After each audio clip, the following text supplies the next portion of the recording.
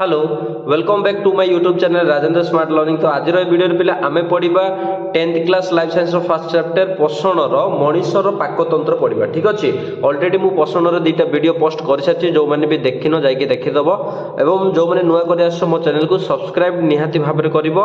10th class 9th class math science मु video post करूछि, करबी मध्ये आगको एवं मो क्वेश्चन आंसर मध्ये अति सहज रे डिस्कस करबा। ठीक अछि, तो आज मनीषर पाकतंत्र को अति सहज रे बुझिबा।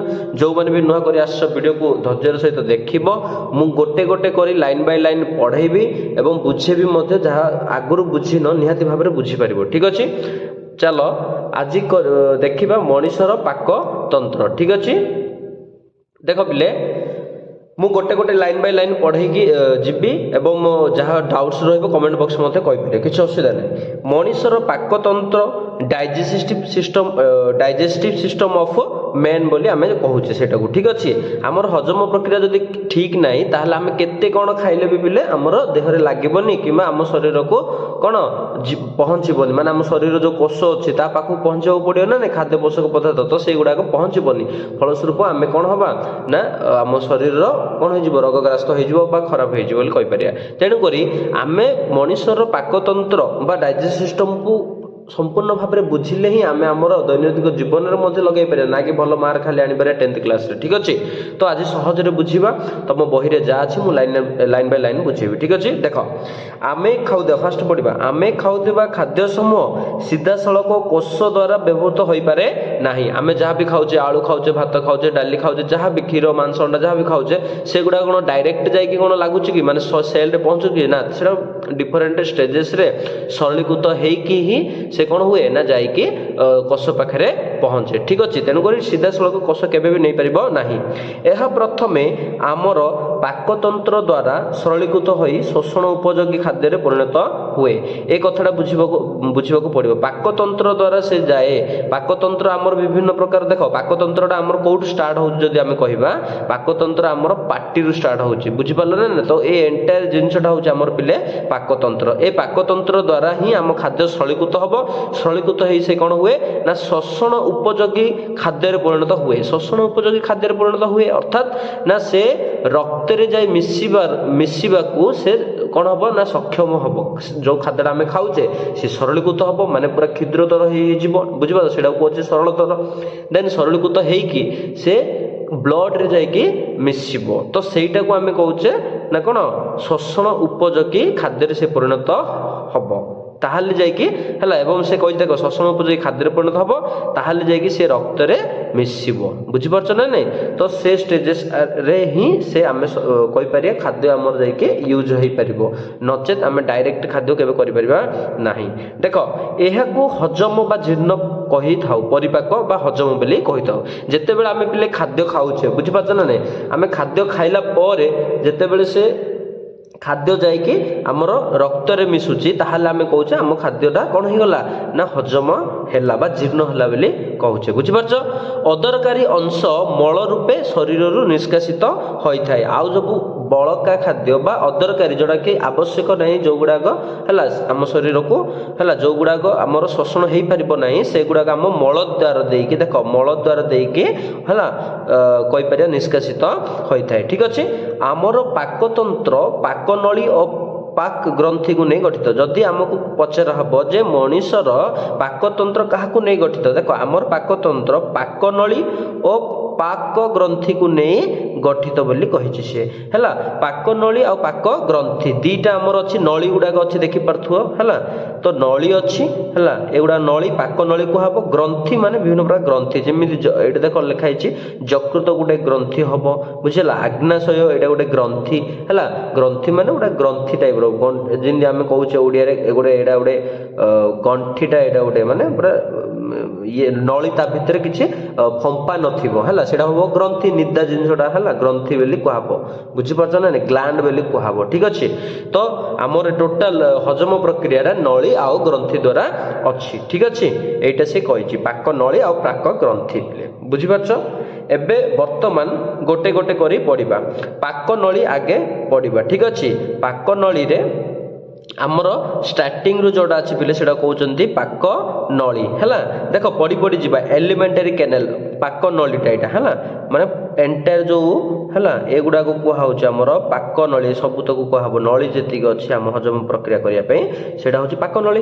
ଦେଖ ପଢିବା, ଦେଖିପାରୁଛ, ଦେଖ ପାକ ନଳୀ କଣ ନା ତାକୁ ଇଂଲିଶରେ କୁହାଯାଏ ଏଲିମେଣ୍ଟାରୀ କ୍ୟାନାଲ। ପାକ ନଳୀ ପାଟିରୁ ଆରମ୍ଭ ହୋଇ ମଳଦ୍ୱାରରେ ଶେଷ ହୋଇଛି। ଦେଖ ପାଟିରୁ ଆରମ୍ଭ ହୋଇଛି ପାକ ନଳୀ ଏବଂ ମଳଦ୍ୱାରରେ ଶେଷ ହୋଇଛି। ତ ଏଇ ଏଣ୍ଟାୟାର ଦେଖ କେମିତି ଯାଇଛି, ଦେଖ ମୁଁ ଦେଖେଇ ଦଉଛି ହେଲା। ତ ଏଇଟା ଏମିତି ହେଇକି ପୁଣି ଏମିତି ଏମିତି ହେଇକି ସେ ଏଣ୍ଡ ହେଇଛି ମଳଦ୍ୱାରରେ। ଏ ଏଣ୍ଟାୟାର ନଳୀଟାକୁ କୁହାହଉଛି ପାକ ନଳୀ। ବୁଝିପାରୁଛ ପିଲେ? ପାକ ନଳୀ ପାଟିରୁ ଆରମ୍ଭ ହୋଇ ମଳଦ୍ୱାରରେ ଶେଷ ହୋଇଛି। ଗଠନ ଓ କାର୍ଯ୍ୟ ଅନୁସାରେ ଏହାକୁ ବିଭିନ୍ନ ଅଂଶରେ ଭାଗ କରାଯାଏ। ଗଠନ ଏବଂ ଏହାର କାର୍ଯ୍ୟ ଅନୁସାରେ ହେଲା ଏମାନଙ୍କୁ ବିଭିନ୍ନ ପାର୍ଟରେ ବିଭକ୍ତ କରାହେଇଛି। ଏ ଏଣ୍ଟାୟାର ନଳୀର ପାକ ନଳୀର କାମ କ'ଣ ସେମ୍ କି? ସେମ୍ ହବନି ହେଲା, ଡିଫରେଣ୍ଟ ଜାଗାରେ ଡିଫରେଣ୍ଟ କାମ ହୋଇଥାଏ। ତେଣୁକରି ସେ ପାକ ନଳୀକୁ ମଧ୍ୟ ପୁଣି ଥରେ କ'ଣ କରାଯାଇଛି, ସେମାନଙ୍କ କାର୍ଯ୍ୟ ଅନୁସାରେ ଭାଗ କରାହେଇଛି। କ'ଣ ନା ଯଥା ପାଟି ହେଲା, ଷ୍ଟାର୍ଟିଂରେ ଏଇଟାକୁ କୁହାହଉଛି କ'ଣ ପାଟି। ଦେନ୍ ମୁଖ ଗହ୍ୱର ଅଛି ଦେଖିପାରୁଥିବ। ଦେନ୍ ଆସିଲା ଗ୍ରସନୀ, ଦେନ୍ ଆସିଲା ଗ୍ରାସନଳୀ, ପାକସ୍ଥଳୀ, କ୍ଷୁଦ୍ରାନ୍ତ, ବୃହଦନ୍ତ, ମଳାଶୟ ଓ ମଳଦ୍ୱାର। ତ ଏଇଭଳି ଭାବରେ ଆମର ପାର୍ଟ କରାହେଇଛି। ମୁଁ ଦେଖେଇ ଦଉଛି ପାଟି ଏଇଟା କୁହାହଉଛି ଦେଖ। ଦେନ୍ ଆସିଲା ଗ୍ରସନୀ, ଦେଖ ଏଠି ଗ୍ରସନୀ ଦେଖିପାରୁଥିବ, ଏ ପାର୍ଟଟା ହଉଛି ଗ୍ରସନୀ। ଦେନ୍ ଆସିଲା କ'ଣ ଗ୍ରାସନଳୀ, ଗ୍ରସନୀ ତଳକୁ ଅଛି ଦେଖ ପିଲେଟି ଗ୍ରାସନଳୀ, ବୁଝିପାରିଲ? ଗ୍ରସନୀ ତଳକୁ ଆମର ଅଛି ଗ୍ରାସନଳୀ ହେଲା, ଏଇଟା ଗ୍ରାସନଳୀ ନିଗଳ ଯୋଉଟା କହୁଛନ୍ତି ଗ୍ରାସନଳୀ। ଦେନ୍ ଆସିଲା ପାକସ୍ଥଳୀ ପିଲେ, ଏଇଟା ହଉଛି ଦେଖ ପିଲେ ଆମର ଦେଖିପାରୁଥିବ ପାକସ୍ଥଳୀ ହେଲା, ଏଇଟା ହଉଛି ଆମର କ'ଣ ପାକସ୍ଥଳୀ। ତାପରେ କ୍ଷୁଦ୍ରାନ୍ତ ମାନେ ଏଇ ଛୋଟଟା ଯୋଉ ଛୋଟ ଛୋଟ ମାନେ ସରୁ ଆମର ଟାଇପର ଯାଇଛି ହେଲା, ଏଇଟା ହଉଛି କ୍ଷୁଦ୍ରାନ୍ତ। ତାପରେ ବୃହଦନ୍ତ ମାନେ ବଡଟାକୁ କୁହାହଉଛି ଆମର ଏଇଟା ବୃହଦନ୍ତ। ବୁଝିହେଲା? ବଡ଼ ନଳୀ ଟାଇପ ଦେଖାଯାଉଛି। ଦେନ୍ ମଳାଶୟ ହେଲା, ଏଇଟା ହଉଛି ଆମର ମଳାଶୟ, ମଳଦ୍ୱାରର ଜଷ୍ଟ ଉପରଟା ହଉଛି ମଳାଶୟ। ଦେନ୍ ଆସିଲା ମଳଦ୍ୱାର। ବୁଝିପାରିଲ ନା? ଜେନେରାଲି ଏଇଭଳି ଭାବରେ ଆମର ପାକ ନଳୀକୁ ଡିଭାଇଡ କରାଯାଇଛି। ବର୍ତ୍ତମାନ ଦେଖ ପଢିବା, ପାକ ନଳୀ ଦେଖିବାକୁ ଗୋଟିଏ ଲମ୍ବ ଟ୍ୟୁବ ପରି। ସତ କଥା, ଲମ୍ବା ଟ୍ୟୁବ ଭଳି। ଏହାର କାନ୍ଥ ବର୍ତ୍ତୁଳ ବା ଚକ୍ରାକୃତି ପେଶୀ। ଏହାର କାନ୍ଥ ବର୍ତ୍ତୁଳ ମାନେ ଦେଖ ସେ ଏମିତି ଥିବ ନା ନାଇଁ, ହେଲା ନା ନାଇଁ? ତ ଆର ୱାଲଟା ବି ମତେ କୁହ, ବର୍ତ୍ତୁଳ ନା ଏମିତି? ତ କାନ୍ଥଟା ହଉଛି ତ କ'ଣ ବର୍ତ୍ତୁଳ, ଏମିତି ବକ୍ରକାର ହେଲା, ବକ୍ର ହେଲା ହେଇକିରି ଥିବ, ତ ଏଠି ବର୍ତ୍ତୁଳ ବୋଲି କୁହାହଉଛି। ବୁଝିପାରୁଛ? ଏବଂ ଲମ୍ବ ଭାବରେ ବିସ୍ତୃତ ହେଇକିରି ଅଛି ନା ନାଇଁ? ଲମ୍ବ ଭାବରେ ବିସ୍ତୃତ ବା ଅନୁଦ୍ରକ୍ଷୀ ପେଶୀ ହେଲା ଦ୍ୱାରା ଗଠିତ। ଏହି ଆର ଯୋଉ ପେଶୀ ହେଲା ମାଂସପେଶୀ ଏବଂ ଅନୁଦୈର୍ଘ୍ୟ ପେଶୀ। ଅନୁଦୈର୍ଘ୍ୟ ମାନେ ସିଏ ତାର ପେଶୀ ଗୁଡାକ କ'ଣ ଲମ୍ବି ଯାଇଥିବ, ଠିକ ଅଛି। ଏବଂ ଦ୍ୱାରା ଗଠିତ ଏଇ ଦୁଇ ପ୍ରକାର ପେଶୀର ସଂକୋଚନ ଓ ଶିଥିଳନ ଫଳରେ ଖାଦ୍ୟ ଗ୍ରସନୀରୁ ମଳଦ୍ୱାର ପର୍ଯ୍ୟନ୍ତ ଯାଇଥାଏ। କେଉଁ ଦୁଇଟି ପେଶୀ ନା ଗୋଟେ ହେଲା ସାର୍କୁଲାର ମସନ ଗୁଡାକ ସାର୍କୁଲାର ହେଇଥିବ ଏବଂ ମସନ ଗୁଡାକ ଦେଖ ମସଲ ଗୁଡାକ ସାର୍କୁଲାର ହେଇଥିବ ଏବଂ ଆଉ ମସଲ ଗୁଡାକ ତଳୁ ତାକୁ ହେଇଥିବ, ମାନେ ତଳକୁ ତଳ ସେମାନେ କ'ଣ ହେଇଥିବେ ନା ଗୋଟେ ମାନେ ମାଂସ ଗୁଡାକ ଟାଣି ହେଇ ଯାଇଥିବେ ଏବଂ ବର୍ତ୍ତୁଳକାରର ମଧ୍ୟ ମାଂସ ଗୁଡାକ ମାନେ ହେଲ୍ପ ନିଜ ମାନେ ମାଂସ ଗୁଡାକ ପରସ୍ପର କ'ଣ ହେଇଥିବେ ନା ଆମେ କହିପାରିବା ମାଂସ ଗୁଡାକର ଯୋଉ ରହିଛି କ'ଣ କଣିକା ବା ଆମେ କହିପାରିବା ଟିସୁ ହେଲା, ସେ ମାଂସ ଟିସୁ ଗୁଡାକ ଏମିତି ଗୋଲାକାରରେ ପୁରା ହେଲ୍ପ ହେଇକି ରହିଥିବେ ହେଲା, ପରସ୍ପରକୁ ପୁଣି ଲମ୍ବାଳିଆ ହେଇକି ମଧ୍ୟ ଥିବେ। ଏହା ଫଳରେ କ'ଣ ହୁଏ ନା ଦେଖ ଏଇ ଦୁଇ ପ୍ରକାର ପେଶୀର ସଂକୋଚନ ଏବଂ ଶିଥିଳନ ହଉଥିବ ହେଲା। ତ ଗୋଟେ ଏମିତି ବଳରେ ଅଛି ହେଲା, ଦେଖ ମୁଁ ଏଇଟା ଯଦି କହିବି ପାକନଳୀର ମାଂସ ଏମିତି ଯାଇଛି ହେଲା ଏବଂ ମାନେ ଏମିତି ଗୋଟେ ଫୋର୍ସ ସାର୍କୁଲାର ଫୋର୍ସ ଅଛି, ପୁଣି ଏମିତି ହେଲା ତଳୁ ଅନୁଦୈର୍ଘ୍ୟ ହେଲା ଲଙ୍ଗିଚୁଡିନାଲ ଫୋର୍ସ ଗୋଟେ ଅଛି। ତ ଜଣେ ଏମିତି ଫୋର୍ସ ପକଉଛି, ଜଣେ ଏମିତି ତଳକୁ ମାନେ ଅନୁଦୈର୍ଘ୍ୟ ମାନେ ଲମ୍ବ ଭାବରେ ଫୋର୍ସ ପକଉଛି। ନିହାତି ଭାବରେ ଏଇ ଯୋଉ ଆର ଯୋଉ ୱାଲଟା ଅଛି ଇଏ କ'ଣ ହୁଏ ପିଲେ ସଂକୋଚନ ପ୍ରସାରଣ ହୁଏ ହେଲା। ଏଇଟା ପାକନଳୀ ଭାବି ଦିଅ ଆର ୱାଲଟା ହେଲା, ତ ଇଏ ୱାଲ ନିହାତି ଭାବରେ କ'ଣ ହବ ନା ସଂକୋଚନ ପ୍ରସାରଣ ହବ ଦିଟା ଆମର କ'ଣ ମାଂସପେଶୀ ବଳ ଯୋଗୁ। ବୁଝିପାରିଲ? ତ ସଂକୋଚନ ଏବଂ ଶିଥିଳନ ହବା ଯୋଗୁ ଖାଦ୍ୟ ଆମର ପାଟିରେ ଯେତେବେଳେ ପକଉଛି ସିଏ ଅଟୋମେଟିକ କ'ଣ କରେ ଏମିତି ଆସିବା ପାଇଁ ସୁବିଧା ହେଇଯାଉଛି ହେଲା। ବୁଝିପାରିଲ? ମଳଦ୍ୱାର ପର୍ଯ୍ୟନ୍ତ ହେଲା, ଯାହାବି ଆମର ଜିନିଷ ବା ଆମେ ଖାଉଛେ ସେଇଟା ସେଇ ନଳାରେ ସହଜରେ ଯାଇପାରୁଛି। ବୁଝିପାରୁଛ? ସେଇ ସଂକୋଚନ ପ୍ରସାରଣ ବା ଶୀତଳନ ଯୋଗୁଁ। ପାକନଳୀର ଏହି ଚଳନକୁ ହେଲା ପୁରଃ ସରଣ ବା ପେରିଷ୍ଟାଲିସିସ୍ ବୋଲି କୁହାଯିବ। ବୁଝିଲା ନା? ତ ଖାଦ୍ୟ ଗ୍ରସନୀରୁ ଆରମ୍ଭ ହୋଇ ମଳଦ୍ୱାର ପର୍ଯ୍ୟନ୍ତ ଯାଇଥାଏ, ଏହାକୁ ଆମର କ'ଣ କୁହାହବ ନା ପେରିଷ୍ଟାଲିସିସ୍ ବୋଲି କୁହାଯିବ। ତ ବୁଝିପାରିଲ ପିଲେ ପେରିଷ୍ଟାଲିସିସ୍ ମାନେ କ'ଣ? ବୁଝିପାରୁଛ? ଆମ ପାକନଳୀ ସାଧାରଣତଃ ଦୁଇଟି ମାଂସପେଶୀ ଦ୍ୱାରା କ'ଣ ହୁଏ ଥିବା ଯୋଗୁଁ ମାଂସପେଶୀ ଥାଏ ହେଲା, ତେଣୁ ସେ ଦୁଇ ପ୍ରକାର ମାଂସପେଶୀ ଥିବା ଯୋଗୁଁ କ'ଣ ହୁଏ ନା ଆମର ମାନେ କ'ଣ ସଂକୋଚନ ଶିଥିଳନ ହୁଏ ହେଲା। ତେଣୁକରି ସେ କ'ଣ ହୁଏ ଖାଦ୍ୟ ଗ୍ରସନୀରୁ ଧରି ମଳଦ୍ୱାର ପର୍ଯ୍ୟନ୍ତ ଅତି ସହଜରେ ଆସିପାରେ। ତ ଏହାକୁ କୁହାଯିବ ପେରିଷ୍ଟାଲିସିସ୍ ବୋଲି। ଏତିକି ଖାଲି ମନେ ରଖିବ। ଯଦି ସର୍ଟକଟ୍ରେ ପଚାରୁଛି ଖାଲି ଏତିକି ଲେଖିବ ପାକନଳୀରେ କ'ଣ ହୁଏ ସଂକୋଚନ ଶିଥିଳନ ଯୋଗୁଁ ଖାଦ୍ୟ ଆମର ଗ୍ରସନୀରୁ କାହା ପାଖକୁ ଆସିଥାଏ ନା ମଳଦ୍ୱାର ପର୍ଯ୍ୟନ୍ତ ଆସିବାକୁ ପେରିଷ୍ଟାଲିସିସ୍ କୁହାଯିବ। Concept clear? ଦେନ୍ ଯିବା ପାଟି ଓ ମୁଖ ଗହ୍ୱର। ଗୋଟେ ପୁରା ଡିପଲି ବୁଝଉଛି ପିଲା। ପାଟି ଓ ମୁଖ ଗହ୍ୱର ମାନେ କ'ଣ? ଦେଖ ପାଟି ଏଇଟା ଆମର ଜାଣିଛେ, ମୁଖ ଗହ୍ୱର ଏଇଟା ହେଲା। ପାଟିଟା ଆମର ଜଷ୍ଟ ଲିପ୍ଟାକୁ ଏଠି କହିପାରିବା ପାଟି ହେଲା, ବା ସେଇ ପାଖ ଅଂଶ ଏରିଆକୁ। ମୁଖ ଗହ୍ୱର ମାନେ ପୁରା ଭିତରକୁ ଯିବା, ଯେଉଁ ଏଠି ତାଳୁ ବୋଲି କହୁଛେ, ତ ଏଇଟା ହବ। ଠିକ୍ ଅଛି? ତ ଏଇଟା ହେଉଛି ଆମର କ'ଣ ନା ମୁଖ ଗହ୍ୱର ହେଲା। ପାଟିକୁ ମୁଖ ଗହ୍ୱର, ତ ପାଟି ଏବଂ ଯେଉଁ ଦାନ୍ତ ଗୁଡ଼ାକ ସେଥିରେ ଥିବ ହେଲା, ମୁଖ ଗହ୍ୱର ମାନେ ଦାନ୍ତ ଗୁଡ଼ାକ ଥିବ। ବୁଝିପାରୁଛ ନା? ତାକୁ ସେଇଟା କୁହାହବ ପାଟି ଦେନ୍ ମୁଖ ଗହ୍ୱର। ବୁଝିହେଲା? ପାଟିକୁ ଘେରି ରହିଛି ଉପର ଓ ତଳ ଓଠ। ପାଟିର ଅର୍ଥ ହେଉଛି ହେଲା ପାଟିକୁ ଘେରି ରହିଛି ଉପର ଓ ତଳ ଓଠ। ବୁଝିପାରୁଛ? ଦେନ୍ ଆସିଲା ପାଟି ଭିତରକୁ ରହିଛି ମୁଖ ଗହ୍ୱର। ପାଟିର ଜଷ୍ଟ ଭିତରକୁ ରହିଛି କ'ଣ ମୁଖ ଗହ୍ୱର। ମୁଖ ଗହ୍ୱର ମାନେ ବୁଝିପାରୁଛ? ମୁଖ ଗହ୍ୱର ଦୁଇ କଡ଼ରେ ରହିଛି ଗାଲ, ତଳ କ'ଣ ଅଛି ଦେଖ, ମୁଖ ଗହ୍ୱରର ଦୁଇ କଡ଼ରେ ରହିଛି। ଯଦି ମୁଖ ଗହ୍ୱର କଥା ଚିନ୍ତା କରିବା, ତା ମୁଖ ଗହ୍ୱରର ଦୁଇ କଡ଼ରେ ମାନେ ଦୁଇ ପାର୍ଶ୍ୱରେ ରହିଛି ଗାଲ ରହିଛି ହେଲା। ମୁଖ ଗହ୍ୱର ମାନେ ହେଉଛି ବୁକାଲ କ୍ୟାଭିଟି, ମାନେ ଯେଉଁ ଦାନ୍ତ ସେଟ୍ ହେଲା। ତ ମୁଖ ଗହ୍ୱରର ଦୁଇ କଡ଼ରେ ରହିଛି ଗାଲ, ତଳ ଜିଭ ରହିଛି, ଉପର ଅଂଶରେ ରହିଛି ତାଳୁ ହେଲା, ଆଉ ଦୁଇ ମାଢ଼ିରେ ଦାନ୍ତ, ଏବଂ ମାଢ଼ିରେ ମଧ୍ୟ କ'ଣ ରହିଛି ଦାନ୍ତ ମଧ୍ୟ ରହିଛି। ତ ସେଇଟା ହେଉଛି ମୁଖ ଗହ୍ୱର। ତ ଭୋକାଲ କ୍ୟାଭିଟିରେ ଆମର ଏ ସବୁ ଜିନିଷ ଗୁଡ଼ାକ ଯିବ ହେଲା। ଦାନ୍ତ ବି ଯାଉଛି, ଆଉ ତାଳୁ ଯାଉଛି ହେଲା, ଜିଭ ଯାଉଛି ଏବଂ ଗାଲ ଯାଉଛି। ଏ ସବୁ ଜିନିଷ ହେଉଛି ଭୋକାଲ କ୍ୟାଭିଟି। ତ ଏତିକି ବୁଝିପାରିଲ ପିଲେ? ଆଚ୍ଛା, ଆଗକୁ ଯିବା। ଦେଖ ସେଇ ଭୋକାଲ କ୍ୟାଭିଟି ଅଣ୍ଡରରେ କ'ଣ ଅଛି ପଢ଼ିଦେବା। ଫାଷ୍ଟ ଆସିଲା ଦାନ୍ତ, ମାନେ ମେନ୍ ମୁଖ୍ୟ ଗୁଡ଼ାକ ସେଗୁଡ଼ାକ ସେ ଦେଇଛି ହେଲା। ଦାନ୍ତ ସମ୍ପର୍କରେ ଦେଖ ପଢ଼ିବା। ମଣିଷର ଜୀବନ କାଳ ମଧ୍ୟରେ ପ୍ରତ୍ୟେକ ମାଢ଼ିରେ 2 ଥର ଦାନ୍ତ ଉଠେ। ବୁଝିହେଲା ନା ନାଇଁ? 2 ଥର ଦାନ୍ତ ଉଠିବ ଜୀବନ କାଳ ଭିତରେ। ଧରିନିଅ ତମର ଥରେ ପିଲାବେଳୁ ଦାନ୍ତ ଭାଙ୍ଗି ଯାଇଛି, ଥରେ ପିଲାବେଳେ ତମର ଦାନ୍ତ ଉଠିବ, ଦେନ୍ ସେଇଟା କିଛି ପ୍ରୋବ୍ଲେମ୍ ପୋକ ଖାଇଗଲା କି କ'ଣ ହେଲା ଭାଙ୍ଗିଗଲା, ତ ସେ ଜାଗାରେ ଆଉ ଥରେ ଦାନ୍ତ ହେଇପାରିବ ହେଲା। ତ 2 ଥର ଦାନ୍ତ ତମର ଉଠିଗଲା। ଥରେ ଜନ୍ମ ହେଲା ବେଳେ ଆଉ ଥରେ ପୋକ ଖାଇଯାଇଥିଲା, ଆଉ ଥରେ ତମେ ସେଇଠି ଆଉ ଥରେ ଭାଙ୍ଗି ଦେଇଥିଲ, ପୁଣି ଥରେ ମାନେ ଉଠିଛି, ତ ସେ 2 ଥର ହେଇଗଲା। ଥାର୍ଡ଼ ଟାଇମ୍ ଯେତେବେଳେ ଭାଙ୍ଗିବ ଆଉ ହେବନି। ଠିକ୍ ଅଛି? ତ ମଣିଷର ଜୀବନ କାଳ ମଧ୍ୟରେ ପ୍ରତ୍ୟେକ ମାଢ଼ିରେ 2 ଥର ଦାନ୍ତ ଉଠେ। ଶିଶୁ ଅବସ୍ଥାରେ କ୍ଷୀର ଦାନ୍ତ ଉଠେ ଏବଂ 6 ବର୍ଷ ବେଳକୁ ଉକ୍ତ ଦାନ୍ତ ଝଡ଼ିବାକୁ ଆରମ୍ଭ ହୁଏ ହେଲା। କ୍ଷୀର ଦାନ୍ତ ଗୁଡ଼ାକ ଝଡ଼ିବାକୁ ଆରମ୍ଭ ହେବ 6 ବର୍ଷ ପରେ। ଠିକ୍ ଅଛି? ଏହି ସ୍ଥାନରେ ସ୍ଥାୟୀ ଦାନ୍ତ ବା ପର୍ମାନେଣ୍ଟ ଟିଥ୍ ଉଠେ। ବୟସ୍କ ଲୋକଙ୍କ ତଳ ଓ ଉପର ମାଢ଼ିରେ 32ଟି ହେଲା 16ଟି ଲେଖାଏଁ ଦାନ୍ତ ରହିଥାଏ। ମାନେ ଉପର ମାଢ଼ିରେ ଆମର 16ଟି ଦାନ୍ତ, ତଳ ମାଢ଼ିରେ 16ଟି, ଟୋଟାଲ ଗୋଟେ କହିବା ବୟସ୍କ ଲୋକଙ୍କର କେତୋଟି ଦାନ୍ତ? 32ଟି ଦାନ୍ତ। ବୁଝିହେଲା? ପ୍ରତି ମାଢ଼ିରେ 4ଟି କର୍ତ୍ତନ ଦାନ୍ତ ଥାଏ। କର୍ତ୍ତନ ଦାନ୍ତ ବେଲେ ତମେ ଜାଣିଛ ତମର ଯେଉଁ ମାନେ ଯେଉଁ ଆମର ଦେଖ, ମୁଁ ଏଠିକୁ ଦେଖାଉଛି ହେଲା, ଏଇଟା ଗୋଟେ ଆମର ମାଢ଼ି, ଏଇଟା ଗୋଟେ ଦାନ୍ତ ସେଟ୍ ଅଛି, ତଳେ ଗୋଟେ ଦାନ୍ତ ସେଟ୍ ଅଛି। ତ ମିଡ଼ିଲରେ ଯେଉଁ 4ଟି ଦାନ୍ତ ଥାଏ ହେଲା, ଜଷ୍ଟ ତମର ହେଲା ଆଗକୁ, ଠିକ୍ ଅଛି, ଯେଉଁ 4ଟି ଦାନ୍ତ ଥାଏ, ଉପରେ 4ଟି ତଳେ 4ଟି ଥିବ, ସେଇଟାକୁ କୁହାହେଉଛି ପିଲେ ଇନସିସର ବୋଲି କୁହାହେଉଛି, କର୍ତ୍ତନ ଦାନ୍ତ କୁହାହେଉଛି। ଠିକ୍ ଅଛି? ଦେନ୍ ଆସିଲା 2ଟି ଛେଦକ ବା ଶ୍ୱାନ ଦାନ୍ତ। ଶ୍ୱାନ ଦାନ୍ତ ମାନେ ଯେଉଁ କହୁଛନ୍ତି ଶ୍ୱାନ ମାନେ କୁକୁର ଦାନ୍ତ ଭଳିଆ ହେଲା, ଗୋଜିଆ ହେଇକି ଏମିତି ଥିବ। ଠିକ୍ ଅଛି?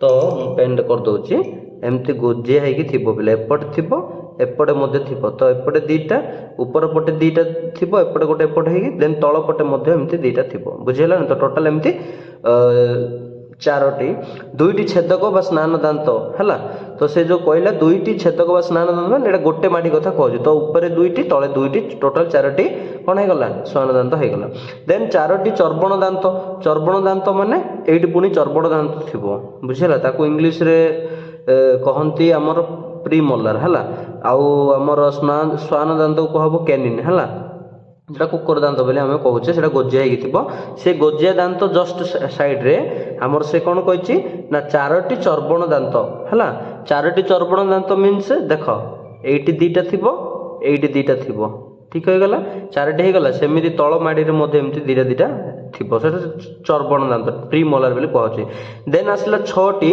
पेषण तो छटी पेषण मीन्स ये 1 2 3 ये 1 2 3 ये 1 2 3 ये 1 2 3 जोटा आमर कल दांत बोली कहती है तो से छटी पेषण दांत बा मल्लार बोली कह बुझीपार ना नहीं ए सब प्रकार दांत मिसिला परे आमर 16टी दांत होतो बेले देखो एटा गोटे माड़ी कथा कहूची 4 2 6 है 6 4 10 10 16 16टी एमती हो गला है तो मु को किए कोटी रोची मध्य मु कहि दे सारली बुझी पारथुआ है ए मिडिल रे रहइबो आमर फास्ट जो 4टी कर्तन दांत रहिबो है इनसिसर बोली कहब देन दी पटिया गोटे गोटे रहिबो कोन रहिबो आमर इनसिस सॉरी कैनिन रहिबो स्वान दांत पछकु तीनटा दीटा दीटा रहिबो प्री मोला देन तीनटा तीनटा रहिबो मोलार बुझी पारछ बिले बुझिला देन दिबा जीभ भागु देखो जीभ कौन ना टंग मध्य पिले आम मनीष कही पारे पाकतंत्र गोटे इंपोर्टेंट रोल प्ले करे जीभ देख टंग एथिरे कौन हुए ना खट्टा मिठा पिता और लुणिया स्वाद बारिबा पाई जीभर 3 प्रकार स्वादमूलक टेस्ट बर्ड्स रही है स्वाद मुकुल है सॉरी मुकुल रही टेस्ट बर्ड बोली रही तेणुक आम जीभर पर्टिकुलर स्थान रे है पर्टिकुलर टेस्ट से कराए बुझीपार ना नहीं खट्टा मिठा पिता गोटे जेकोसी जगार माने आम कहीपर सब जगार खट्टा मिठा को से बारीदब आर अला अला सब एमती बोर्ड सब रही बुझीपार ना नहीं कौ बोर्ड रे सी कौ टेस्ट कराए ठीक अच्छे देन खाद्य को दांत निकट में पहुँचाइबा सहित कथा कहिबारे मध्य जीव सहायक हुए एवं कथा कहवाई जीव सहायक हुए दांत को टच हुए है तापर से विभिन्न माने दांत को टच हुए तापर से देख पिले आमर तालू को टच हुए बुझेगा ना जीभ तेणु जीभ थी जो कथा कहवा आमर प्रोनाउंसिएशन सब ठीक हुए ठीक अच्छे देन आसला ग्रसनी और ग्रासनली पाखु जावा ठीक अच्छे ग्रसनी ग्रासनली देख पिले ग्रसनी कौटा आम ये लिखाई देख ग्रसनी यहाँ बुझीपार ना ये पढ़ा आम बुझीपार थियोरेटिकली ग्रसनी और ग्रासनली कौन ग्रसनी को इंग्लीश रे कह जाए फारिंग्स एवं ग्रासनली को कहब ओएसोफेगस ठीक अच्छे नासापथ और मुख गहर मिसी ग्रसनी तैयारी होता है नासापथ मैंने आम जो पटे निश्वास प्रश्वास नौचे मुख गहर मैंने आम जो गोटे खाऊे ठीक अच्छे देख आमर नासा आमर देख ये देख लिखाई नासापथ है एटा आमर नासापथ ठीक अच्छे एटा एटा हूँ आमर मुख गहर तो मुख गहर और नासापथ मिसिकी है जोटा मिसीज जो जगार है से मिसती बुझिपाल से हूँ ग्रसनी तो ग्रसनी तैयारी होता है यह उभय खाद्य और श्वासवायु जीवाई एक साधारण पथ सत कथा यहाँ द्वारा आम श्वास माने निश्वास प्रश्वास नौचे प्लस निश्वास प्रश्वास कार्य हो खाଇବା जिनस जाए ठीक अच्छे यार शेष मुंडे रही दुईटी द्वार यार शेष मुंडे है रही दीटा द्वार ये तार दीटा द्वार रही बुझीपार ना देख ये दीटा द्वार रहा ना नहीं यहाँ आसला ग्रसनी देख यहाँ ग्रसनी ग्रसनी पर दीटा लाइन अच्छे देख दीटा एमती गोटे अच्छी यही गोटे गोटे अच्छे दीटा आमर अच्छी ना नहीं पाइप भाया गोटे एटी गोटे एटी तो दीटा भागर से विभूत हो ना नहीं तो गोटे द्वार खोली श्वासनली भितर को ये श्वासनली भितर को खोसी यहाँ हूँ श्वासनली है यहाँ हूँ श्वासनली आम निश्वास प्रश्वास जो आम वायु नौचे यहाँ हूँ आम बुझीपार ना लंग्स को आसी देख बुझीपार ठीक अच्छे देन से कौन कहला गोटे है श्वासनली देन आमर कौटे रही मु गोटे द्वारा खोली श्वासनली भितर को अन्यटी खोली खाद्य नली मध्य को खाद्य नली मीन्स ये खाद्य नली देख यहाँ खाद्य नली भितर को खोली तो ये आमर दीटा भाग हो जाए ग्रसनी ठीक अच्छे देन खाद्य नली को खाद्य नलीर द्वार को गलेट और श्वासनलीर द्वार को ग्लोटिस बोली कह ହେଲା। ଖାଦ୍ୟ ନଳୀର ଦ୍ୱାରକୁ କୁହାହବ ଗଲେଟ୍, ମାନେ ଏଇ ଯେଉଁ ନଳୀଟାକୁ କୁହାହେଉଛି ଗଲେଟ୍ ହେଲା, ଏଇଟାକୁ କୁହାହବ ଗଲେଟ୍ ଖାଦ୍ୟ ନଳୀଟାକୁ, ଏବଂ ଶ୍ୱାସ ନଳୀଟାକୁ ଏଇଟାକୁ କୁହାହେଉଛି ପିଲେ କ'ଣ, ଶ୍ୱାସ ନଳୀକୁ କୁହାହେଉଛି ଗ୍ଲଟିସ୍। ତା ଦ୍ୱାରକୁ କୁହାହବ ଏଣ୍ଟ୍ରିଟାକୁ ହେଲା, ଦ୍ୱାରକୁ ରାସ୍ତାକୁ। ଦେନ୍ ଶ୍ୱାସନଳୀର ଦ୍ୱାରରେ ବା ରାସ୍ତାରେ ମାନେ ଆମେ କହିପାରିବା କ'ଣ, ଶ୍ୱାସନଳୀର ଦ୍ୱାରରେ ମାନେ ଏଣ୍ଟ୍ରିରେ ହେଲା, ଶ୍ୱାସନଳୀର ଏଣ୍ଟ୍ରିରେ ରହିଛି ଏକ ତରୁଣା ସ୍ଥିର ପ୍ଲେଟ୍ ହେଲା, ତରୁଣା ସ୍ଥିର ପ୍ଲେଟ୍ଟେ ରହିଛି। ବୁଝିପାରୁଛ ନା ନାହିଁ? ଏଇଟା କ'ଣ କହିଲା, ଶ୍ୱାସନଳୀର ଦ୍ୱାରରେ ରହିଛି ଏକ ତରୁଣା ସ୍ଥିର ପ୍ଲେଟ୍, ଶ୍ୱାସନଳୀର ଏଣ୍ଟ୍ରିରେ ହେଲା ଏକ ତରୁଣା ସ୍ଥିର ପ୍ଲେଟ୍ ରହିଛି। ଠିକ୍ ବୁଝିପାରୁଛ କ'ଣ କହିଲି? ତରୁଣା ସ୍ଥିର ପ୍ଲେଟ୍ କହିଲେ ପିଲେ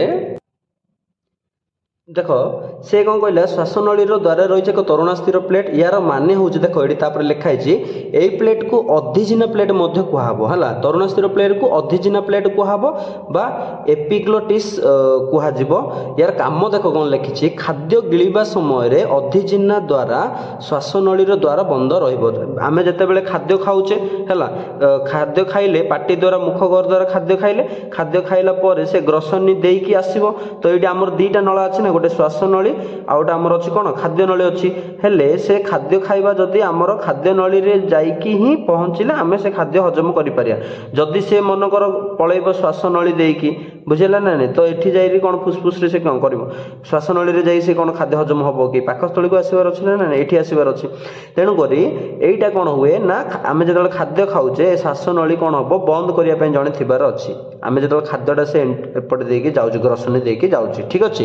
तेणुक ये कौन करे पिले ना, जो ये अच्छी आमर तरुणा स्थिर प्लेट बा से प्लेट को अधिजिना प्लेट बोली कह, से कौन करे खाद्य गिळिबा समय अधिजिना द्वारा श्वासनळीर द्वार को बंद करदेव है। फलस्वरूप फल खाद्य केवल खाद्य नळी भितर को प्रवेश कर श्वासनळी भितर को जीव नाई। बुझीपार ना? तो ग्रासनळी बेक मध्य देई तल आड़ को गति करिछि है। ग्रासनळी केमिति जाइछि देख, ग्रासनळी बा निगल है बा आम जोड़ा आम जो गोटा खाद्य नळी जोड़ा कहूँ है, ସେଇଟା एमती जाइए से पर्यंत पूरा मल द्वार पर्यंत जाइए, ठीक अच्छे। देख ग्रासनळी बेक मध्य दे तल आड़ को गति करिछि एवं मध्य छदा ग्रासनळी केमिति गति करिछि देख, ग्रासनळी तलपटू जाइए, तलपटू जाइए से कहिछि देख ना तल आड़ गति करिछि एवं मध्य छदा को भेद करी पाकस्थली को खोली। माने एटा हूँ मध्य छदा। देख ये गोटे गारडे लिखाई ना, यहाँ मध्य छदा। मध्य छदा कहले कौन पिले ना, यहाँ गोटे मांसाल पीढ़ी है, ये जगटा पूरा मांसाल होगी, ठीक अच्छे। यहाँ गोटे मध्य छदा माने ये पूरा मांस पूरा गोटे बेरियर टाइप रो है, गोटे बेल्ट टाइप रो एठू से कौन करू भेद करी माने ये कणा कर पूरा गोटे मांसर गोटे सीट थी, बुझेगा ना नहीं? बुझीपारछ गोटे गोटे मांसर पूरा सीट थी, से भेद करिकी है आसी। एटा तो एमती आसी, तो एटा को एमती भेद करिकी आसी है, माने कणा करिकी से भेद करिकी एमती बाहर की आसी। एटा गोटे सीट, गोटे मांसर सीट गोटे, बुझीपार ना नहीं? तो यहाँ हूँ मध्य छदा। यहाँ गोटे सेपारेसन माने गोटे अलग कला भली एपट साइड गोटे जिनस एपट साइड गोटे जिनस को दीपट जिनस को सी कौन कर बड़र भाया रही है, बुझीपार ना नहीं? तो यहाँ गोटे मांसाल सीट तले अच्छी, ये से कणा करिकी भेद करिकी आसी एपटे, बुझीपार ना नहीं? कौन आसी ना निगल बा ग्रासनळी आसी। बुझीपार ना नहीं? यहाँ तुम बहुत भल माने एचडी पिक्चर देखिपार यूट्यूब रे सर्च करियो है, तो अति सहज बुझीपार मध्य छदा कौन मारी पार है, बुझीपार ना? देन मध्य छदा को भेद करी पाकस्थली आसी कौड़ी ना पाकस्थली, यहाँ हूँ पाकस्थली, पाकस्थली आसी पहुँची ये से मध्य छदा को कौन करिकी भेद करिकी। बुझीपारछ पिले? तो यहाँ थिला हमर ग्रसनी और ग्रासनळी कौन अति सहज बुझिले है। ग्रसनी आउ ग्रासनळी संपर्क में बुझिले, आउ अधिजिनार काम मध्य कौन जानिले। बुझीपारछ? एबे जिबा पाकस्थली संपर्क में पढ़िबा, स्टोमाक जोड़ा कहउछन्ती, बुझिला? एटा होछि पाकस्थली। बर्तमान पाकस्थली स्टोमाक संपर्क में पढ़ा बुझे। तो मनीषर पाकतंत्र अंडर रे आमे देखिले जे सेटा हमर दुई प्रकार पाकतंत्र डिवाइड होइछि, गोटे हला पाकनळी देन आ गोटे पाक ग्रंथि। आमे वर्तमान पाकनळी रे अच्छे, बुझिला? तो पाकनळी रे आमे पाटी मुख घर स्टार्ट करिकी लाल निगल अधिजिना ग्रसनी ए सब पढ़ी पढ़ी आमे एठिकी आसीचे, अर्थात पाकस्थली को पहुँचीचे। बुझीपारछ? ए पाकस्थली संपर्क में पढ़ा जहाँकि आमर पाकनळी अंडर रे जाउछ। वर्तमान आमे पाकनळी रे ही अच्छे। नेक्स्ट आमे जिबा कोन ना पाकनळी सरिला परे पाक ग्रंथि को जीवा ठीक अच्छे। तो पाक नली अंडर जहाँ अच्छी पाकस्थली को अति सहज बुझा देख पिले कौन कहला उदर गहरर बाम पटे पाकस्थली रही देखिपे उदर गहरर बाम पटे आमर कौन रही पाकस्थली रही यार उपर भाग चौड़ा आर उपर भाग टी चौड़ा पिले देखिपे एज कम्पेयर टू कौन तल भाग तुलन में टे नैरो अच्छे ये टे ओसारिया अच्छे ना नहीं।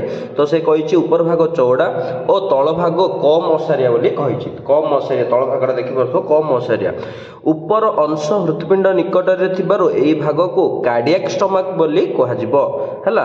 कार्डियक स्टमक उपर भाग को कहउछि कार्डियक स्टमक कहीं ना ये आमर हार्ट अच्छी हैला। तो ये हार्ट पाखरे बा हृत्पिंड पाखरे थिबा हेतु आको कहउछि कार्डियक स्टमक बुझी पारछ। तो आमे इंग्रजी नाम हृत्पिंड को आमे कार्डियक बोली कहउछे हैला। तेणुक कार्डियक स्टमक बोली कहउछि उपर भाग को एतिक हैला यही जगह को कहउछि कार्डियक स्टमक उपर पर्सन को ठीक अच्छे। देन तल भाग को पाइरोलिक स्टमक बोली कहउछि ए तल भाग को कौन कहउछि पाइरोलिक स्टमक ए तल भाग को कहउछि पाइरोलिक हैला ए पाइरोलिक स्टमक बोली तल अंश को कहउछि।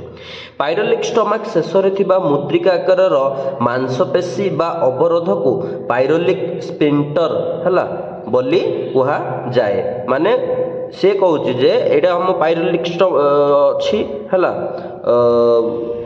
आम कहीपर पाइरोलिक स्टमक यहाँ ये पाइरोलिक स्टमक टिके तल को है तल भाग को शेष भाग को कौन अच्छी ना गोटे मांसपेशी अच्छी मुद्रिका आकार मांसपेशी अच्छी। मुद्रिका आकार मांसपेशी मीन्स ए जो नली टाइप है शेष ये गोटे मुद्रिका टाइप मांसपेशी थी। मुद्रिका टाइप मांसपेशी मान भीतर पट को नलाटा को देखिले मुद्रिका टाइप एमती मुद्रिका टाइप मांसपेशी थी ठीक अच्छे। से कौन करे ना यार संकोचन और ताकू कौन कह देखो ना मुद्रिका टाइप जो मांसपेशी अवरोध अच्छे ताकू कहउछि पाइरोलिक स्पिंटर बोली कहउछि हैला। पाइरोलिक स्पिंटर काम कौन देख लिखाई देख यार संकोचन और उन्मोचन फल पाकस्थली अर्धजीर्ण खाद्य अल्प अल्प परिमाण में क्षुद्रांत मध्य को प्रवेश करे। तो ये आमर क्षुद्रांत स्टार्ट हो ना यू आमर देख यहाँ पाकस्थली शेष होटू आमर कौन कर ये आमर लोअर पॉइंट आम अच्छी पाइरोलिक स्पिंटर अच्छी देन से आमर स्टार्ट हो कौन ना क्षुद्रांत स्टार्ट हो बुझे ना नहीं। तो क्षुद्रांत स्टार्ट हो तो यही स्पिंटर काम हो पिले कौन ना से गोटे कॉइन टाइप एमती थी ठीक अच्छे ना नहीं मांसपेशीटा से कौन हो संकोचन प्रसारण हो संकोचन प्रसारण हो एमती हवा द्वारा कौन हम से नलीटा ठीक अच्छे।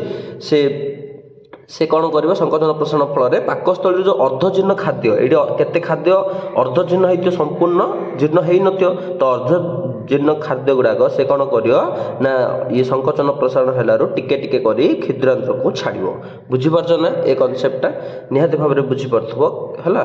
तो अल्प परिमाण में क्षुद्रांत मध्य को प्रवेश करे। तो पाकस्थली काम एति से अर्धजीर्ण करके अर्धजीर्ण खाद्य को सी छाड़ एवं सी पाइरोलिक स्पिंटर से जिते बड़े संकोचन प्रसारण हम से बेले सी कौन करे से संकोचन प्रसारण फल अल्प अल्प कर खाद्य अर्धजीर्ण खाद्य क्या जाए क्षुद्रांत मध्य को प्रवेश करे ठीक अच्छे। यहाँ सरला पाकस्थली देन जी आम क्षुद्रांत बृहदंत कौन संपर्क बुझा ओके। देख पिले क्षुद्रांत बृहदंत है क्षुद्रांत को इंग्लिश कह स्मॉल इंटेस्टाइन बृहदंत को कह लार्ज इंटेस्टाइन है मुझे देखी दूसरी यहाँ हूँ स्मॉल इंटेस्टाइन है देन यहाँ हूँ लार्ज इंटेस्टाइन बा बृहदंत यहाँ हूँ आम शरीरटा हूँ क्षुद्रांत ठीक अच्छे। अच्छा देख क्षुद्रांत पाकस्थली ठारू बृहदंत पर्यंत लंबी क्षुद्रांतटा कौटू ना पाकस्थली यू आरंभ करके बृहदंत पर्यंत ये बृहदंत यू स्टार्ट तो ये बृहदंत पर्यंत लंबी ठीक अच्छे। एवं यह ग्रहणी है जेजुनम इलियम को नहीं गठित क्षुद्रांत क्या नहीं गठित देख क्षुद्रांत आमर ग्रहणी देख यहाँ ग्रहणी आमर यू स्टार्ट ना क्षुद्रांत तो क्षुद्रांत ग्रहणी देन जेजुनम देख जेजुनम यहाँ ए पार्टा कहूँ जेजुनम है देन आमर आसला कौन लास्ट इलियम है यहाँ हूँ इलियम ए पार्ट हूँ आमर इलियम पार्टा। तो ये सब को लेकर आम तीन पार्ट को लेकर आम कौन गठन ना क्षुद्रांत गठित हो बुझीपार। तो क्षुद्रांत तीन पार्ट आम देखिले देन बृहदंतर खाद्य नलीर शेष अंश है खाद्य नलीर शेष अंश आम कहीपर यहाँ खाद्य नली ना यहाँ हाँ खाद्यनळीर एटा शेष अंश जदि आम कह बृहदंतटा हूँ आमर खाद्यनळीर शेष अंश एटा पुणी केते भाग नहीं गठित 3 भाग विभक्त गोटे है सिक्किम आउटा है कॉलन गोटे मलाशय लास्ट तो ये देखिपे देख सिक्किम कौटी लिखाई देख यहाँ सिक्किम यू स्टार्ट होना नहीं बृहदंत ये तो ये सिक्किम तापर ये कॉलन ये स्टार्ट होची देन आमर लास्ट हूँ मलाशय यहाँ हूँ आमर कौन पे मलाशय बुझीपार यही आमर क्षुद्रांतर बृहदंतर गठन आम जापारे देन देख लिखाई कौन क्षुद्रांतर शेष इलियम और बृहदंतर आरंभ सिक्किम क्षुद्रांतर शेष क्षुद्रांतर ये शेष होना नहीं तो यहाँ को कहुच्छे आमर इलियम है यहाँ आमर इलियम नली है शेष होती देन बृहदंतर आरंभ हो सिक्किम तो ये स्टार्ट हो सिक्किम बृहदंतर है संजोग स्थल कौन लिखाई भर्मिफर्म आपेंडिक्स है नामक एक अवशेषांग रही अवशेषांग माने से गोटे बाहर की देख ये आपेंडिक्स बुझिपार ना अवशेषांग ये गोटे रही यार विशेष किसी काम ना पे कह गले किंतु ये कौन करे ना आम जी खाद्य हजम होती भी खाद्य हजम हुए है जो गुड़ाक सी अवशोषण करपारती नहीं है माने आम बॉडी अवशोषण करपारती माने हजम प्रक्रिया समय से सॉल्ट टाइप जिनस गुड़ाक से कौन कर निज आड़ को सी अवशोषण कर रखिब बुझेगा ना नहीं एवं यही जिनसटा आमर जो रही आपेंडिक्स ये आमर रोग प्रतिरोधक शक्ति बढ़ाइबार यार भूमिका रही है तो यहाँ को जदि प्रॉब्लम हुए मत काटिकी बाहर कराए मनुष्य शरीर ऑपरेशन करके आपेंडिक्स बोली को कहते हैं अवशेषांग रही है कौटी रही देख ना क्षुद्रांतर कहीपर शेष है एवं बृहदंतर आरंभ से गोटे है बाहरी आपेंडिक्स है सीटा आमर अवशेषांग टाइप बुझिपार ना ना बुझिपार तो ये आमर सरला देन पाक ग्रंथि संपर्क में पढ़ा एवं सब पढ़ले आम कौन पाक नली सबुतक नली संपर्क पूरा शेष पर्यटन पढ़ले बृहदंत मलाशय पर्यंत है केमी कौन गठन होती क्या कौन कहुए देन आम पढ़ा पाक ग्रंथि है मुझे जे मनुष्यर पाकतंत्र बा हजम प्रक्रिया पाक नली भी थाए और किसी ग्रंथि थाए से ग्रंथि विभिन्न प्रकार एंजाइम है रस विभिन्न प्रकार हॉर्मोन सब क्षरण हुए बुझीपार ना नहीं फलस्वरूप आमर हजम प्रक्रिया ठीक से हुए तो पाक ग्रंथिटा पाक ग्रंथि कौन कौन रही आमर देखा बुझीपार देख ताकू इंग्लीश रे कहुए डाइजेस्टिव ग्लैंड्स खाद्य को सरलीकृत करने पाक नली मध्य अनेक गुड़िए पाक ग्रंथि अच्छी खाद्य को सरलीकृत करने आमर पाक नली मध्य खाली पाक नली तो जाइए खाली से पाक नली कौन खाद्य को हजम कर से विभिन्न प्रकार ग्रंथि मध्य थाए से ग्रंथि कौन कर विभिन्न प्रकार एंजाइम क्षरण करके से कौन कराए हजम प्रक्रिया कराए ठीक अच्छे देख लाल ग्रंथि फास्ट पढ़ा पे लाल ग्रंथि सालिवारी ग्लैंड बोली कहुच्छी तुम जानिच लाल ग्रंथि कौटी थी आमर मुख गहर ही थी ठीक अच्छे ना नहीं आम पार्टी ही लाल बाहर जानिच तुम तो से आम लाल ग्रंथि से ही अच्छी देख पढ़ा लाल ग्रंथि मुख गहर 3 जोड़ा लाल ग्रंथि रही आम पार्टी पे 3 जोड़ा लाल ग्रंथि रही बुझीपार एवं एथिरु लाल क्षरित हुए से लाल क्षरित हुए लाल रे टायालिन नामक एक एंजाइम रही लाल रे कौ एंजाइम रही पिले जदि बिट क्वेश्चन पचार ताहले कहब टायालिन है तो टायर मन रखी दियो टायालिन मन रही टायालिन नामक एक एंजाइम रही श्वेतसार खाद्य को हजम कराए तेणुक आम जब श्वेतसार खाऊे है स्मूथ श्वेतसार जो आम पार्टी खाइबा जेको आम श्वेतसार पार्टी जो खाइबा स्टार्ट करते जेको जिन पार्टी खाते आम पार्टी तो श्वेतसार आम पार्टी ही हजम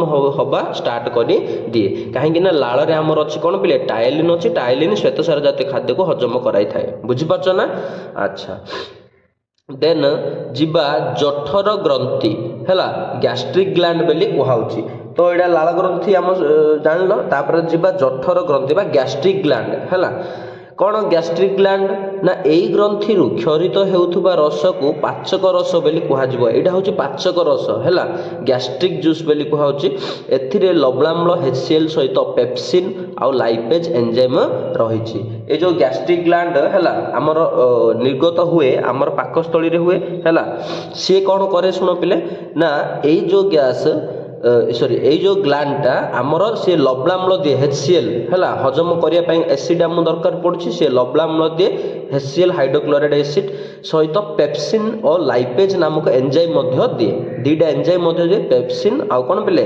लाइपेज बुझीपारच जमी लाल ग्रंथि से दौला गोटे टायलिन है एंजाइम ठीक से जठर ग्रंथि आमर गैस्ट्रिक जूस दिए से जूस रे हेसिएल निर्गत होइतिबो एवं दुईटा एंजाइम मध्य आसीथिबो पेप्सिन आउ लाइपेज पेप्सिन आउ लाइपेज रो काम तमे जानिछ हैला पेप्सिन आमर सॉरी लाइपेज आमर कौन करिवो ना स्नेहसार जातीय खाद्य को सॉरी पेप्सिन आमर स्नेहसार जातीय खाद्य को हजम कराइबारे साहाय्य करिवो लाइपेज आमर पुष्टिसार जातीय खाद्य को हजम कराइबारे हेल्प करेबो ठीक अच्छे आम जहाँ भी खाऊे एबे देखिबा गोटे पर गोटे एबे खाली ग्रंथिटा किए कौन हॉर्मोन सिक्रेशन कर देखुचे देन आसला यकृत देख लिवर लिवर हूँ पे मनीष शरीर ग्रंथि मध्य सर्वबृहत माने सब बड़ बुझेगा एटा यकृत देखिपो एटा यकृतटा आमर सब बड़ आम कहीपर ग्रंथि बुझीगला बा ग्लैंड एवं यह खाद्यनली बाहर रही खाद्यनली एटा बाहर रही देखिपो खाद्यनली एमती जाइए बाहर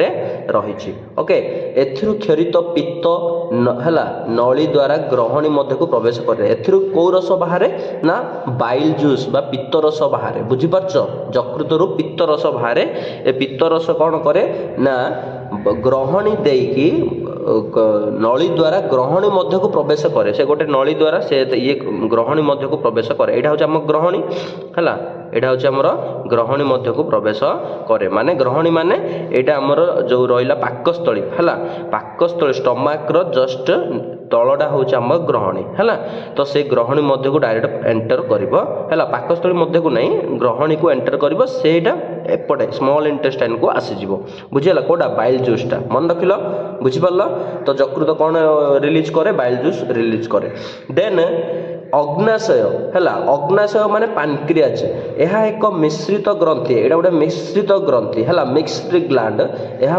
खाद्यनली बाहर रही है कौन ना खाद्यनली बाहर रही देखिपो अग्नाशय यहाँ हूँ यकृत यहाँ भी खाद्यनली बाहर रही ये कौन करे क्यों आम जाना क्यों रस से निर्गत करे यह खाद्यनली बाहर रही उभय एंजाइम और हार्मोन क्षरित हुए अग्नाशय रस पैनक्रियाटिक जूस पिले है रे आउ कौन थाए ना अमाइलेज है अमाइलेज लाइपेज एवं प्रोटीएज परी खाद्य हजमकारी एंजाइम रही ए समस्त एंजाइम ग्रहणी मध्य रे खाद्य सहित मिसे माने ग्रहणी ये मध्य ग्रहणी को चले है जाइकी खाद्य ये आमर जाऊथबो तो से खाद्य सहित जाइकी मिसे तो यकृत बाइल जूस दिए एवं पैनक्रियाटिक जूस रु आमर लाइपेज अमाइलेज है प्रोटीएज ये सब खाद्य हजमकारी एंजाइम गुड़ाक दब ठीक अच्छे सी जाइए नलीपाटे कोड़े ना ग्रहणी रे जाइए मिसिब ठीक अच्छे बुझीपार पिले अच्छा तो बुझी सार जठर ग्रंथि यकृत अग्नाशय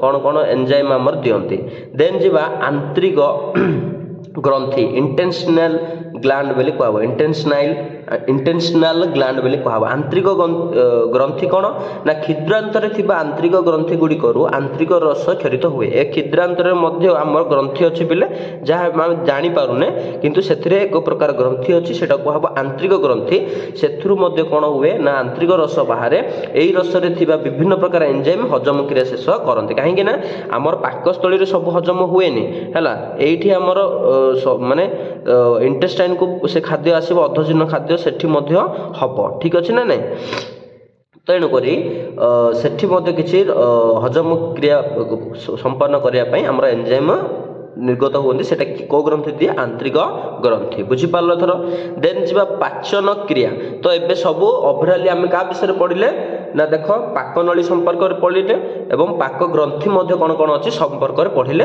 बुझीपार एंटायर जिनस गुड़ा बुझीपार बर्तमान पाचन क्रिया डाइजेशन केमिति हुए मनीष खाद्य खाइले डाइजेशन प्रक्रिया संपर्क आम पढ़ा ठीक अच्छे देख पाचन क्रिया डाइजेशन संपर्क पढ़ा आमे खाऊथुबा खाद्यर है कहीं पिले देख आमे जहाँ खाद्य खाऊे से फास्ट डाइजेशन होची है डाइजेशन है एक्चुअली डाइजेशन केमिति होउचे देखिबा हला ना ए डाइजेशन प्रक्रिया प्रक्रिया पूरा पढ़ा आम डाइजेशन प्रक्रिया आम विभिन्न प्रकार जिनस हबार अच्छी इंजेक्शन हम माने आम खाद्य खाइबा पड़ो बुझीगला से खाद्यर पुणी कौन हुए देख अवशोषण हम माने ऑब्जर्वेशन हम से रक्त जाए मिसिबो देन आत्मीकरण हम आत्मीकरण माने से खाद्य कौन हुए ना शक्ति दब सेल गुड़ाक यूज करेंगे कोष गुड़ाक से कौन अवशोषित खाद्य पोषक को यूज करेंगे आत्मीकरण से एनर्जी तैयारी आत्मीकरण है देन मलत्याग आमर जो बड़का अदरकारी जिन मलत्याग कर संपूर्ण जिनसटा को आम कौन कौचे पिले ना पाचन क्रिया बा डाइजेशन बोली कहूचे तो से डाइजेशन संपर्क में डिटेल्स पढ़ा आम खाऊथुबा खाद्य श्वेतसार स्नेहसार पुष्टिसार विटामिन धातव लवण जल ठीक अच्छे रही थाए आम जाचे ठीक अच्छे विटामिन धातव लवण और जलर अणुगुड़िक क्षुद्र होइथिबारु बिना हजम एगुड़िक कष झिली मध्य दे कष भितर को प्रवेश करी थांती हैला विटामिन गुड़ाक किंबा धातव लवण को किंबा जल को अणुगुड़िक क्षुद्र हैला सेगुड़ा को आउ माने बेसी सरलतल करी हबो नाही से माने ऑलरेडी सरलतल हेकी थिबे सरल माने सरलीकृत हेकी थिबे तेणु करी से माने कोन करिए ना डायरेक्ट बिना हजम रे एगुड़ा को डायरेक्ट कष झिली मध्य दे कष भितर को प्रवेश करी थांती किंतु श्वेतसार को कि स्नेहसार को कि पुष्टिसार को परि जटिल खाद्य अणुगुड़िक बृहत्तर होइथिबारु बा बृहताकार बले आकार गुड़ाक बड़ होइथिबारु एगुड़िक कष झिली दे कष भितर को पसी पारंती नाही एई सब जटिल खाद्य विभिन्न प्रकार परिपाक एंजाइम सहित मिसी आत्मीकरण योग्य सलीकृत खाद्य परिणत हुअन्ति एमाने विभिन्न प्रकार प्रोसेस रे जीवे परिपाक एंजाइम से कौन करबो ना सरलीकृत करैकि आत्मीकरण योग्य सरलीकृत खाद्य परिणत हैला परे ही हैला से माने कौन करे कोष हैला हमर कोष भितर को जो कोषर जो झिल्ली अछि हैला हमर असंख्य कोष अछि तार झिल्ली मध्ये अछि से झिल्ली देकी से माने कौन करे कोष भितर को एंट्री करि पारिबे नचेत करि पारिबे नाही से माने जदि सरलीकृत न हुअन्ति किंतु विटामिन धातव लवण जल सेमानकर अणुगुड़िक एते क्षुद्र जे सेमानकु आउ सरलीकृत करबाको पड़िबो नाही से माने इजिली कोन बिना हजम रे भितर को चली पारिबे बुझि पारछ एथर तो एंजाइम द्वारा जटिल खाद्यर हजम प्रक्रिया हैला 1.1 रे प्रदान करा जाइछि बुझि पारछ देखो कोटा एंजाइम द्वारा को खाद्य माने सरलीकृत होई थाए हैला को एंजाइम द्वारा केउ खाद्य सरलीकृत होई थाए एठी देइछि हमर देखो पिले एठी हम देखिबा देख श्वेतसार जातीय खाद्य एंजाइम एमाइलेज है श्वेतसार जातीय खाद्य को सरलीकृत करने क्यों एंजाइम हेल्प हुए बोले एमाइलेज है एवं आत्मीकरण योग्य सरलीकृत पदार्थ माने श्वेतसार को ग्लूकोज फ्रुक्टोज बा गाल्काटोज रे परिणत करने को पड़ो है सेटा किए करे एमाइलेज करे फलस्वरूप एगुड़ाक जापरि कोष भितर को फलस्वरूप आमको सेठू एनर्जी मिली थाए बुझिपारछ तो सेमिति पुष्टिसार जातीय खाद्य को कौ एंजाइम ना प्रोटीज एंजाइम आमको कौन करे ना हजम करने हेल्प कराए एमिनो एसिड कन्वर्ट कराए बुझिपारछ एवं स्नेहसार लिपिड को लाइपेज है स्नेहसार लिपिड को लाइपेज नामक फैटी लाइपेज नामक एंजाइम ताकू कन्वर्ट कराए फैटी एसिड और ग्लिसरॉल रे हैला तो एमिनो एसिड कन्वर्ट करे पुष्टिसार एमिनो एसिड कन्वर्ट हैला पर से जाई डायरेक्ट सेल रे मिसी परिबो एवं स्नेहसार से जेतेबेले फैटी एसिड बा ग्लिसरॉल हबो से जाई कि हम सेल रे मिसी परिबो बुझि पारछ तो एडी देखो लाइपेज नामक प्रोटीज एमाइलेज कुडकुडी हमर बाहर छिट हम जानि जे देखो लाइपेज मु एडी पेप्सिन तो मु एडी तुमको कहिथि जे लाइपेज हमर पुष्टिसार कन्वर्ट करने तो यहाँ आमर हम लाइपेजटा स्नेहसार बुझीपार लाइपेज स्नेहसार को बा लिपिड को से कौन कर फैटी एसिड रे कन्वर्ट करने मोलटा कही बुझीपार लाइपेज देन आसला पेप्सिन है पेप्सिन ये आमर कौन सी पुष्टिसार को कन्वर्ट कर एमिनो एसिड प्रोटीज प्रोटीज किए दौर देख प्रोटीज ये आमर ये अच्छी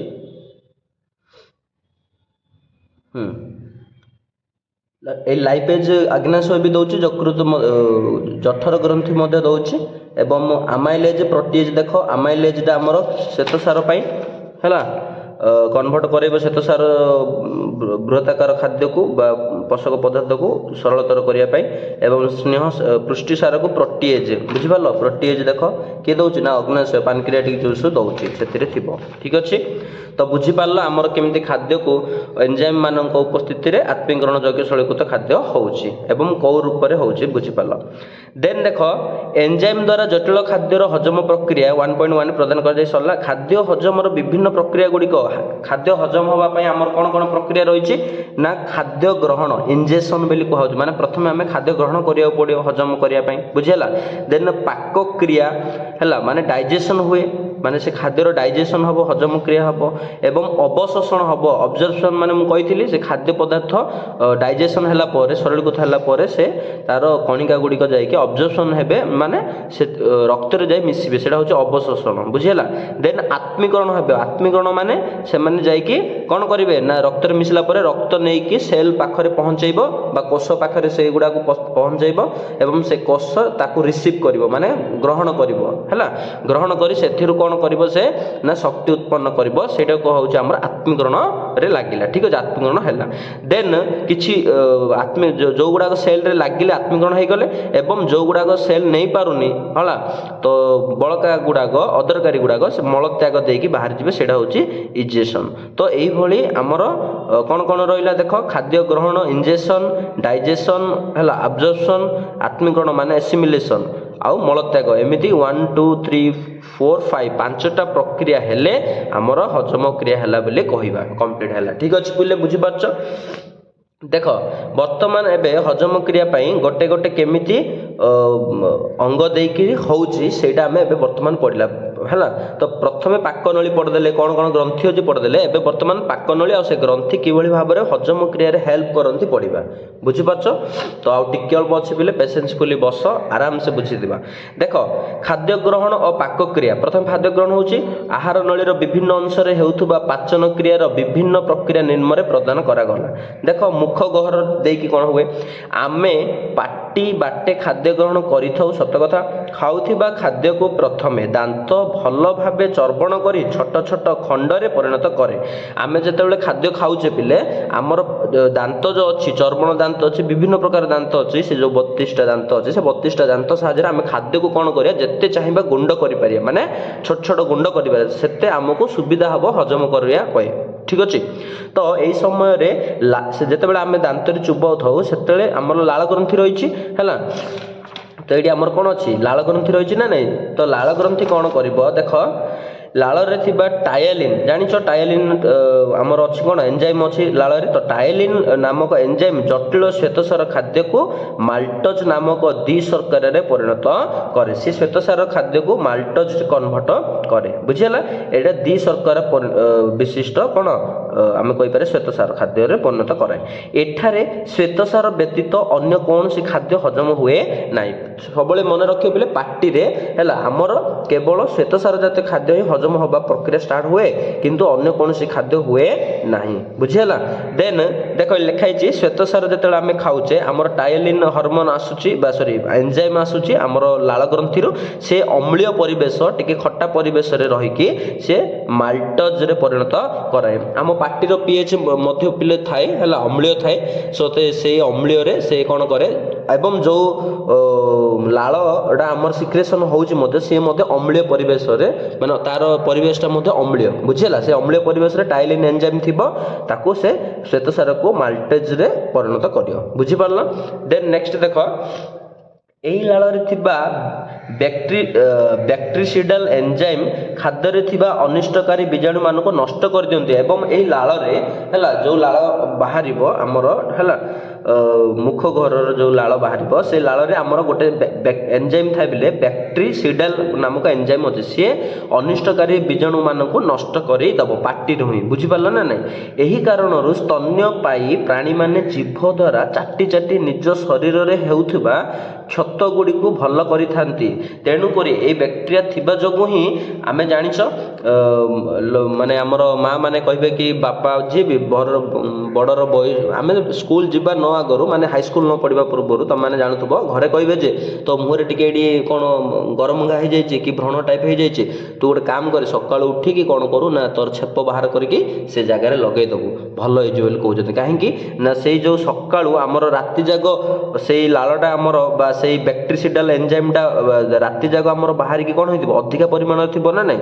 ତ ଯେତେବେଳେ ଆମେ ତାକୁ ସେଇ ଛେପଟାକୁ ବାହାର କରିକି ବା ମୁଖ ଘର ବା ପାଟିରେ ବାହାର କରିକି ଆମେ ଯଦି ସେଇ ଇଏ ଜାଗାରେ ଲଗେଇବା, ମାନେ ଯେଉଁ ବାହାରେ गोटे छोटिया पिंपल टाइप हो जहाँ भी तो ताको जदि आम लगेबा ताहले निहाती भाव में से क्षतटा भल हो बोली कहते बुझीपार ना नहीं तो यहाँ साइंटिफिक तार गोटे रिजन अच्छे यहाँ सत बुझीपार तो से एंजाइम गुड़ी को सॉरी से बीजाणु मानक बैक्टीरियल एंजाइम मारिदेव तेणुक आम लगाऊे बुझीपार देन जीवा ग्रास नली कौन जीवा पिले ग्रास नली कौन तो यहाँ बुझीगला आम मुख्य घर बर्तमान जीवा ग्रास नली देख पिले यहाँ निगल बा ग्रास नलीर काम कौन देख नरम खाद्यपिंड है गलेट बाट दे ग्रास नली मध्य प्रवेश करे गलेट है गलेट मध्य दे आमर यहाँ गलेट मध्य दे ग्रास है ग्रास नली को आसे कौन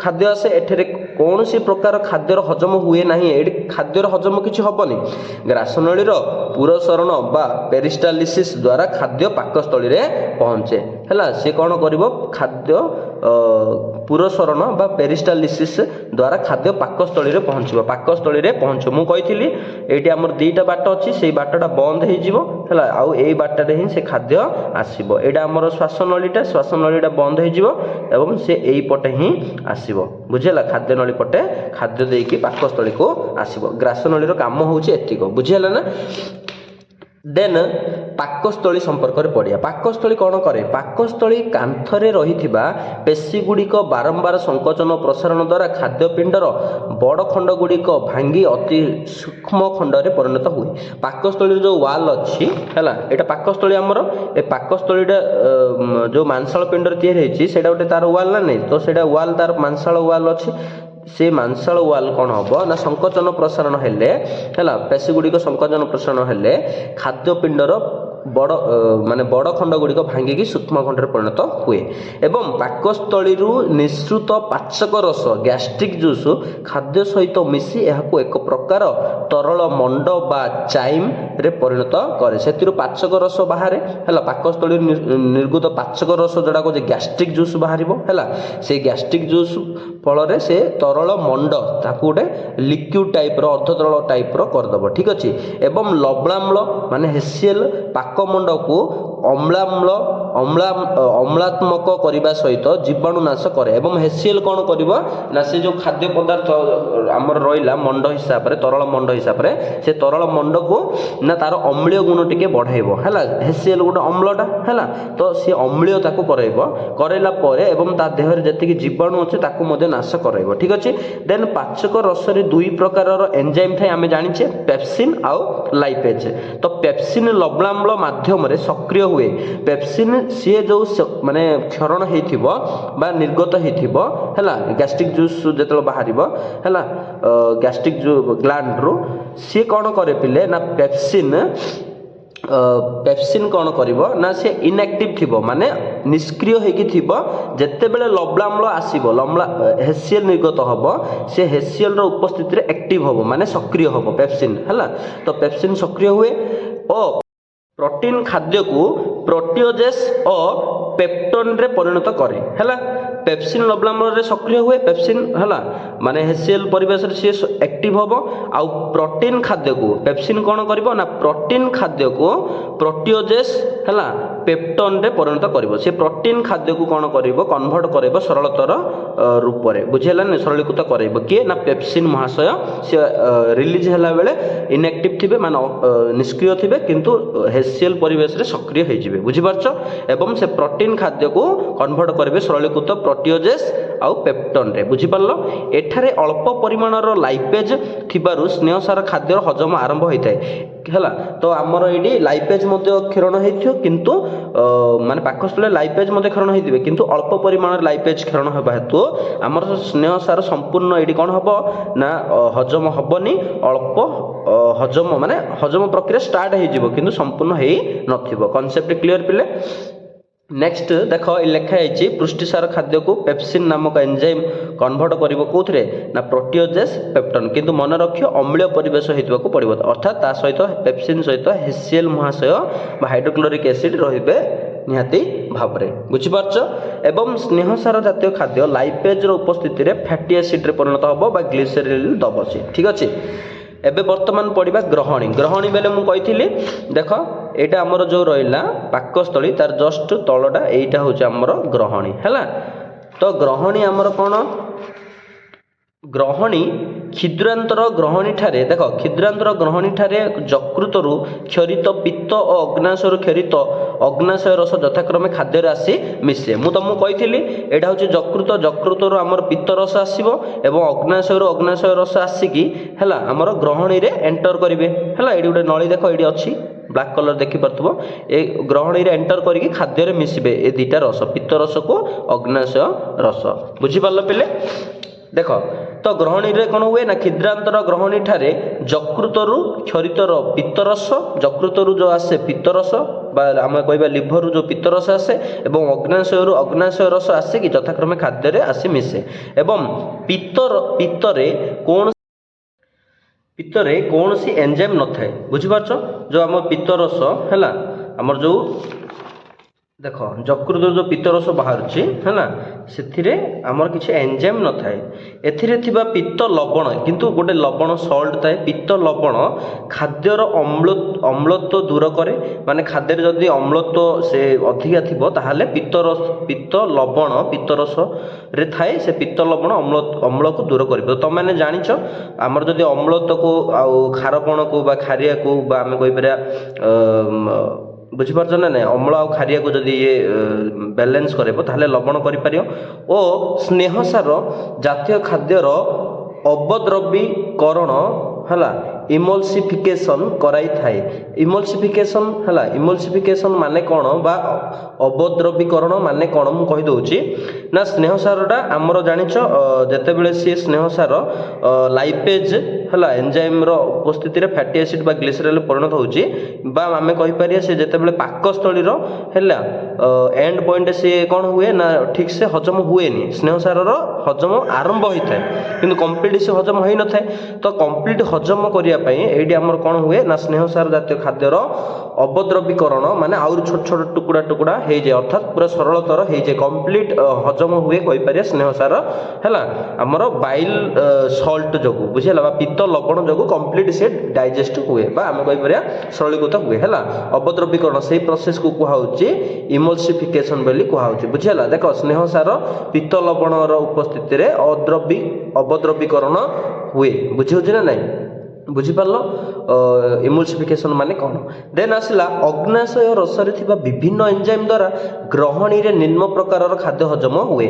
ଅଗ୍ନାଶୟରେ ମଧ୍ୟ ଆମର ରସ ଅଛି, ସେଥିରେ ଏନଜାଇମ୍ କିନ୍ତୁ ଥାଏ ହେଲା, ସେ ଏନଜାଇମ୍ ଦ୍ୱାରା ଆମର ଖାଦ୍ୟର ହଜମ ହୁଏ। ଯେମିତି ଦେଖ ମାଲ୍ଟୋଜ ଅଗ୍ନାଶୟ ଆମାଇଲେଜ୍ର ଉପସ୍ଥିତି ଏନଜାଇମ୍ ଦ୍ୱାରା ହେଲା ସେ ଗ୍ଲୁକୋଜରେ ପରିଣତ ହେବ। ଯେମିତି ଏଇଠି ଆମେ ଦେଖିଥିଲେ ମାଲ୍ଟୋଜ ଟା ପରିଣତ ହେଉଛି ଗ୍ଲୁକୋଜରେ। ବୁଝିହେଉଛି?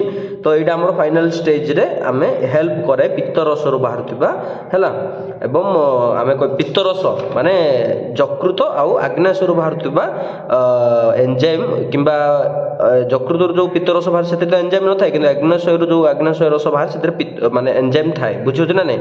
ତ ଏମାନେ ଫାଇନାଲ ଷ୍ଟେଜରେ ଖାଦ୍ୟ ଗୁଡ଼ାକୁ ପୁରା ଇଏ କରନ୍ତି, ମାନେ କ'ଣ ଆହୁରି ସରଳତର କରିକି ହଜମ କରାଇବାରେ ହେଲ୍ପ କରନ୍ତି। ଅଗ୍ନାଶୟ ରସରେ ଥିବା ବିଭିନ୍ନ ଏନଜାଇମ୍ ଦ୍ୱାରା ଏଇଟା ସରିଲା। ଦେଖ ପେପ୍ଟନକୁ ସେ କ'ଣ କରେ, ପେପ୍ଟନ ପ୍ଲସ୍ ପ୍ରୋଟିଓଜେସ୍ ଅଗ୍ନାଶୟ ପ୍ରୋଟିଏଜ୍ ମିଶିକି ଆମିନୋ ଏସିଡ୍ରେ ପରିଣତ ହୁଏ। ବୁଝିପାରୁଛ? ତ ଗ୍ଲୁକୋଜ କିଏ ପରିଣତ ହୁଏ କି ଶ୍ୱେତସାର ଗ୍ଲୁକୋଜରେ ପରିଣତ ହୁଏ। ତ ଯାହା ବି ବଳି ଯାଇଥିବ ଏଠି ଫାଇନାଲ ଷ୍ଟେଜରେ ହେଇଯାଏ। ଦେନ୍ ପେପ୍ଟନ ଆଉ ପ୍ରୋଟିଓଜେସ୍ ଏଗୁଡ଼ାକ ମଧ୍ୟ କ'ଣ ହୁଏ ଆମିନୋ ଏସିଡ୍ରେ କନଭର୍ଟ ହୁଏ। ତ ବୁଝିପାରୁଛ ପିଲେ? ତ ଆଗ୍ନାଶୟର ଯେଉଁ ଏନଜାଇମ୍ ଗୁଡ଼ିକ ନିହାତି ଭାବରେ ଇମ୍ପୋର୍ଟାଣ୍ଟ। ଦେନ୍ ଅବଦ୍ରବୀକୃତ ସ୍ନେହସାର, ଦେଖ ଅବଦ୍ରବୀକୃତ ସ୍ନେହସାର ଏଠି ତିଆରି ହେଇଥିଲା ହେଲା, କାହାର ହେଲ୍ପରେ ତିଆରି ହେଇଥିଲା? ପିତ୍ତ ଲବଣର ହେଲ୍ପରେ ଯେଉଁ ତିଆରି ହେଇଥିଲା, ଛୋଟ ଛୋଟ ଟୁକୁଡ଼ା ହେଇଥିଲା। ବୁଝିହେଲା? ସ୍ନେହସାରର ସେଇଠି କ'ଣ ହେବ ଅବଦ୍ରବୀକୃତ ସ୍ନେହସାର ସିଏ ପୁଣି ଅଗ୍ନାଶୟର ଲାଇପେଜ୍ ଏନଜାଇମ୍ର ହେଲ୍ପରେ ଫ୍ୟାଟି ଏସିଡ୍ରେ ପରିଣତ ହେବ। ତ ବୁଝିପାରିଲ? ଫାଇନାଲ ଏବେ ଫ୍ୟାଟି ଏସିଡ୍ ହେଇଗଲା, ଏଇଟା ଆମର ସେଲ୍ ନେଇପାରିବ। ବୁଝିହେଲା? ଆମିନୋ ଏସିଡ୍ ସେଲ୍ ନେଇପାରିବ ବା କୋଷ ନେଇପାରିବ, ଗ୍ଲୁକୋଜକୁ କୋଷ ନେଇପାରିବ। ତ फाइनाल स्टेज रे अग्नाशय जो रस रु बाहर फाइनाल स्टेज सेटा बुझे ना नहीं तार एंजाइम रो साहाय्य रे फाइनाल आमर जहाँ भी बड़ी जाइथिबो हला से सब कंप्लीट होता है बुझी पारल पिले। अच्छा देन आसो देख जेजुनम और इलियम ग्लैंड कौन जेजुनम और इलियम ग्लैंड कोडी अच्छे देख पिले मुझे देखे दूसरी आम अग्नाशय ग्लैंड पर एटा जेजुनम और इलियम तुम मैंने जान जेजुनम इलियम कोडी अच्छी ना आमर अच्छी एटा को पार्ट बोले जान ना इंटेस्टाइन पार्ट बुझेगा ना नहीं स्मॉल इंटेस्टाइन बा क्षुद्रांतर पार्ट बुझेगा तो एथिरे कौन हुए देख ना यही स्थान ये कौन काम हुए यही स्थान में समस्त खाद्यर हजम प्रक्रिया संपूर्ण हुए है संपूर्ण हुए सब प्रकार खाद्य ये कंप्लीट हो जाए हजम प्रक्रिया जेजुनम और इलियम क्षरित आंतरिक रस बाहर बिले बुझे एवं रही विभिन्न प्रकार एंजाइम से आंतरिक रस एंजाइम रही है एंजाइम हजम हो नथिबा अवशिष्ट खाद्य को संपूर्ण हजम करते तो ये कंप्लीट हो जहाँ भी बड़का थी है जेजुनम और इलियम रे आमर आंतरिक रस बाहर की से एंजाइम संपूर्ण खाद्य को कंप्लीट पूरा डाइजेशन कराई थाए एठारे हेउथबा हजम प्रक्रिया निम्न वर्णना कराई केमी देख अवशिष्ट जदि माल्टोज रही जाइए ताहले आंतरिक एमाइलेज द्वारा से ग्लूकोज कन्वर्ट हो एवं अवशिष्ट जदि पेप्टोन रही जाइए ताहले आंतरिक रस रे थिबा हमर प्रोटीज एंजाइम साहाय्य से कौन करियो एमिनो एसिड रे परिणत हबो तो बुझी पारल पिले हमर फाइनल स्टेज रे केमिति जेजुनम आ इलियम रे थिबा आंतरिक रस रे थिबा एंजाइम मानक द्वारा कंप्लीट बळका जहाँ रही जाइथिबो ताको हजम कराई दिए ठीक अच्छे। बृहदंत लास्ट फाइनल आमर जानिछ बृहदंत रहा है देख यहाँ हूँ बृहदंत ए बृहदंत आमर हूँ शेष पाक नली बुझीगला ना नहीं तो ए कौन हुए देख खाद्य बृहदंत ठारे पहुँचला बेलू यह हजम हो सरलीकृत खाद्य परिणत हो जाए सी अलरेडी सरलीकृत खाद्य परिणत होता है तेणु एठारे कौन सी प्रकार हजम क्रिया हो न था तेणु बृहदंतर किसी हजम प्रक्रिया हुए नहीं आमर संपूर्ण डाइजेस्टेड फूड बा हजम हो जाइथिबा खाद्य से एंटर करे बुझीपारछ।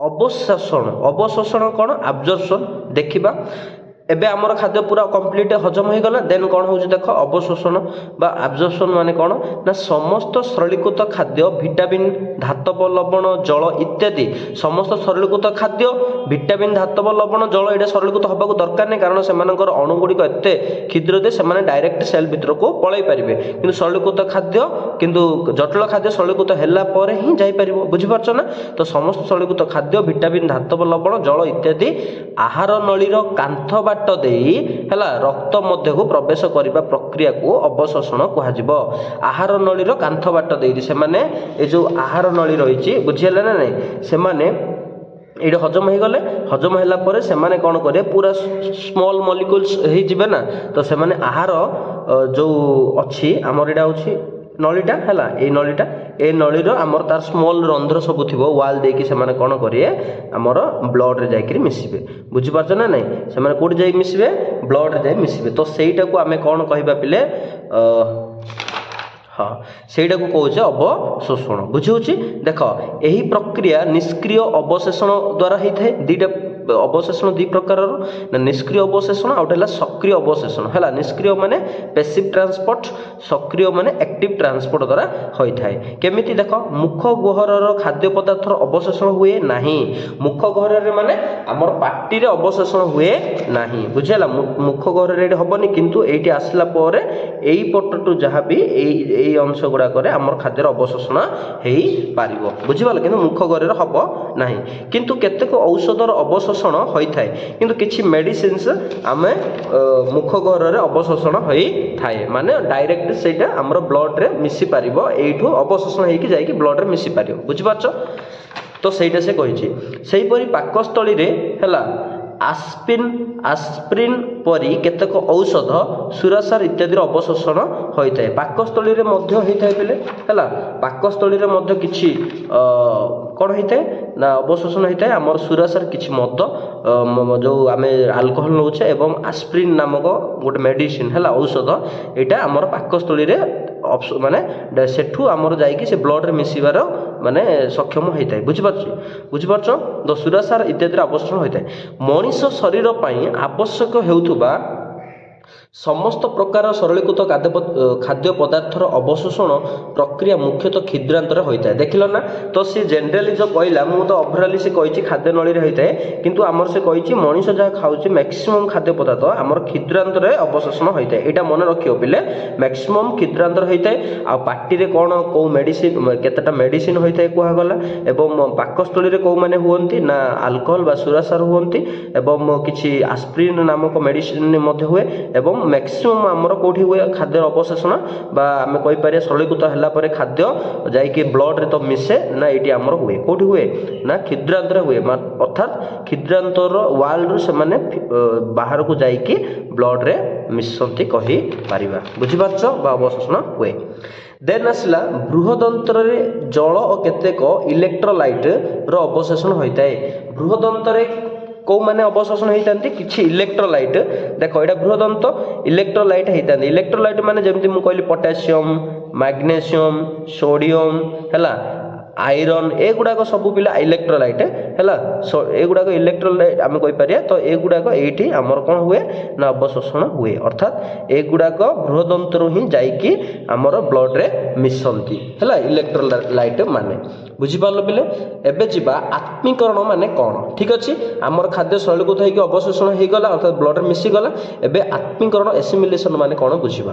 अवशोषण पर खाद्य रक्त द्वारा बाहित हो अवशोषण हो गला अर्थात आमर सब पोषक तत्व जाकि रक्त रे मिसिला एवं से रक्त द्वारा बाहित हो शरीर विभिन्न अंश में रही कोष निकट में पहुँचब एवं शक्ति मोचन सहित अन्य कार्य विनियोग होता है। बर्तमान एबे आमर जहाँ भी से इलेक्ट्रोलाइट हो है से खाद्य पदार्थ हो से जल हो से धातुसार जहाँ भी है तो से खाद्य तत्व आम सरलीकृत खाद्य सब आमर जाकि ब्लड रे मिसी कौन है अवशोषण है देन से ब्लड बही नहीं कि कौन कर आमर जो कोष गुड़ाक अच्छा असंख्य कोष से असंख्य कोष मध्य को सी छाड़ बुझिपारा न कोषर तुम जाच झिली अच्छी है से झिली को आम अर्धपारंगम झिली कहुए अर्थात जहाँ दरकार से नब है आम सरलीकृत खाद्य को नब धातुसार को नब जल को नब है सब जिनस को सी विटामिन्स को नब नहीं कि से कौन कर शक्ति मोचन कर शक्ति तैयारी करिवो एवं विभिन्न प्रकार जो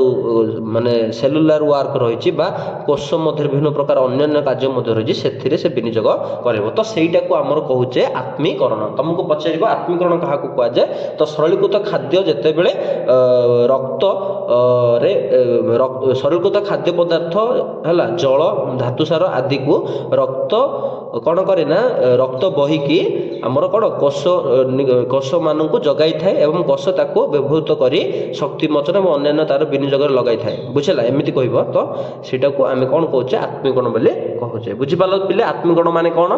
देन जीवा आत्मीकरण सरला बड़का आम जहाँ रही जाऊँगी से कहब मलत्याग हिसाब से बाहरी जीव है आम जहाँ भी खाद्य खाऊे देख एककालीन निम्नलिखित घटनावली द्वारा मल निष्कासन होता है। मल द्वारा चारिपटे रही संकोचन पेशीर शीतलन है आमर मल द्वारा चारिपटे रही संकोचन प्रसारण हम तुम जाच देख यहाँ आमर मल द्वार है ए मल द्वारा कौन हम संकोचन प्रसारण हो है संकोचन प्रसारण माने एमती संकोचन प्रसारण हो तार मांसपेशी फलस्वरूप जमती ये आमर थिला पिले पाकस्थली है स्प्रिंटर जमती होता है पायरोलिक जो स्प्रिंटर बोली कहला ठीक से ये मुद्रिका आकार मलद्वार सी कौन हो ना आमर संकोचन प्रसारण हो फलस्वरूप से कौन करे ना मलद्वार चारिपटे रही संकोचन पेशीर शिथिलन है संकोचन हम शिथिलन हम फलस्वरूप से मलाशय पेशीर संकोचन है देख मलद्वार चारिपटे रही संकोचन पेशीर शिथिलन हुए आ मलाशय पेशीर कौन हुए संकोचन हुए। तो मुझे भूल कहली ये लिखाई मलद्वार चारिपटे रही संकोचन पेशीर शीतलन हुए है संकोचन पेशीरा शीतलन हम माने प्रसार हम है एवं मलाशय पेशीर संकोचन हम मलाशय पेशी माने तार जस्ट ऊपर को अच्छी देख यहाँ हूँ मलद्वार मलाशय पेशीर ये कौन हम ना संकोचन हम मलाशय पेशीर संकोचन हम माने कमिब है एवं ये संकोचन आमर जो मलद्वारटा से संकोचन थी प्रसारण हम मलाशयटा कौन हम प्रसारण थी संकोचन हम एमती हवा द्वारा कौन हम आमर मलटा बाहर सुविधा हम बुझेगा। तापर उदर पेशी और मध्यछदार संकोचन सहित सामूहिक श्वास विराम हुए बुझेगा।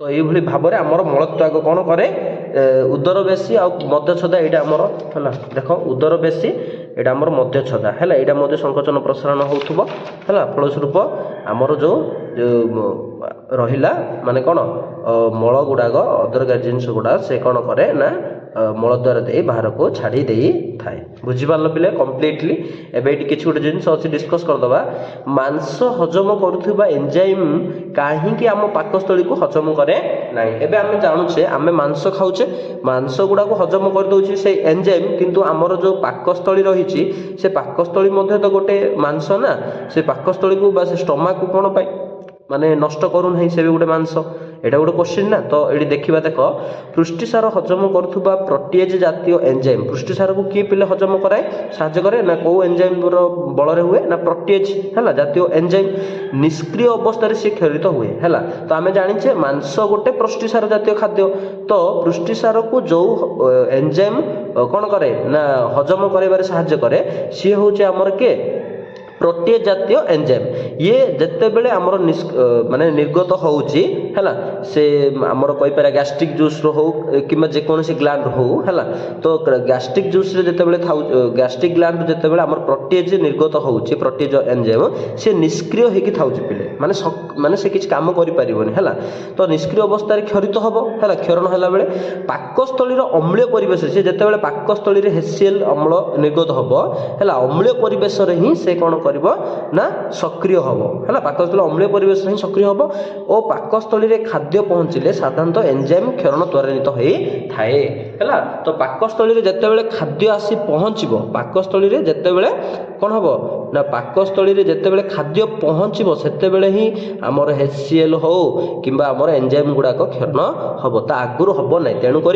आम कहीपर जे आमर पाकस्थली महाशय से सुरक्षित अटंती बुझीगला देन आम पाकस्थली रे अनेक है श्लैष्मिक बा म्यूकस ग्रंथि रही म्यूकस ग्रंथि मध्य रही पाकस्थली रे है कौन यार काम ना से क्षरित म्यूकस अम्लीय है परिवेश तथा एंजाइम प्रभाव पाकस्थली को रक्षा करे से म्यूकस अम्लीय है म्यूकस गोटे आमर ग्रंथि अच्छी सी गोटे म्यूकस अम्लीय माने म्यूकस अम्लीय गोटे परिवेश सृष्टि करे फलस्वरूप से एंजाइम गुड़िक प्रभाव आम पाकस्थली सुरक्षित रहे एंजाइम माने ये जो प्रोटीएज जातीय एंजाइम है से जदि मांस को हजम कर दे पारे आम पाकस्थली तो गोटे मांस ताको भी हजम किंतु आम पाकस्थली रे म्यूकस ग्लैंड अच्छे से म्यूकस अम्ल गुड़ा रिलीज हुए से अम्ल एंजाइम है से माने से अम्लीय परिवेश रे से एंजाइम कौन काम करें ना पाकस्थली को किसी क्षति पहुँचाई पारे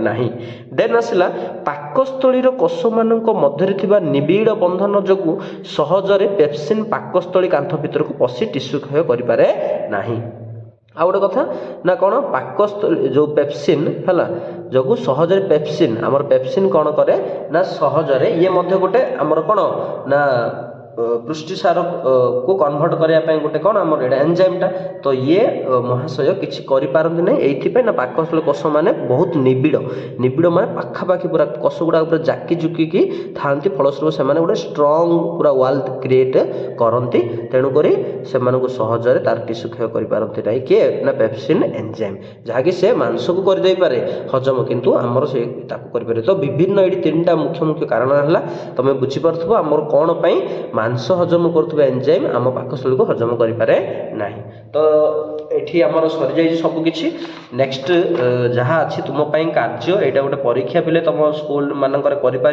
पत्र उपर जब आम किसी आच्छादित अंश रखीदे से आमर कौन हम ना खाद्य प्रस्तुत हेनी से किसी दिन पर माने ब्लैक पड़ज तुम जापार से आमर मिलनी है से खाद्य प्रस्तुत हो पार ना बुझीपार से शर्करा नथिबो बुझीपार ना अच्छा तो खाद्य प्रस्तुत ही हेनी शर्करा केमी रही तो नेक्स्ट आम जदि लाइफ साइंस क्लास करुचे ताहले क्वेश्चन आंसर मुझे डिस्कस करी देन सेकेंड यूनिट श्वसन आम पढ़ेगा ठीक अच्छे तो जो मैंने भी नुआ कर आसो मो वीडियो को निहाती भाव चैनल को सब्सक्राइब करदेव कहीं मैथ साइंस मुझे बहुत वीडियो पोस्ट करी स्पेशली 10th और 9th क्लास आउ स्पेशल फोकस तो रही भाव 10th क्लास तो धन्यवाद समस्त को जो मैंने भी मो वीडियो देखुच है तो 10th क्लास मु जामितिर चैप्टर नहीं आसबि वृत्त जहाँ रही ତ ଚ୍ୟାନେଲକୁ ସବସ୍କ୍ରାଇବ୍ କରିଦେବ ଏବଂ ଡେଲି ଫଲୋ କର, ମାନେ ଆସିକି ଦେଖ କ'ଣ ଅପଡ଼େଟ୍ ଆସିଛି କି ନାହିଁ। ସବସ୍କ୍ରାଇବ୍ କଲେ ନୋଟିଫିକେସନ୍ ମଧ୍ୟ ଯିବ, ଜାଣିପାରିବ। ତ ଧନ୍ୟବାଦ, ସମସ୍ତେ ସବସ୍କ୍ରାଇବ୍ କରିବ, ସେୟାର ମଧ୍ୟ କରିବ ଭିଡ଼ିଓ।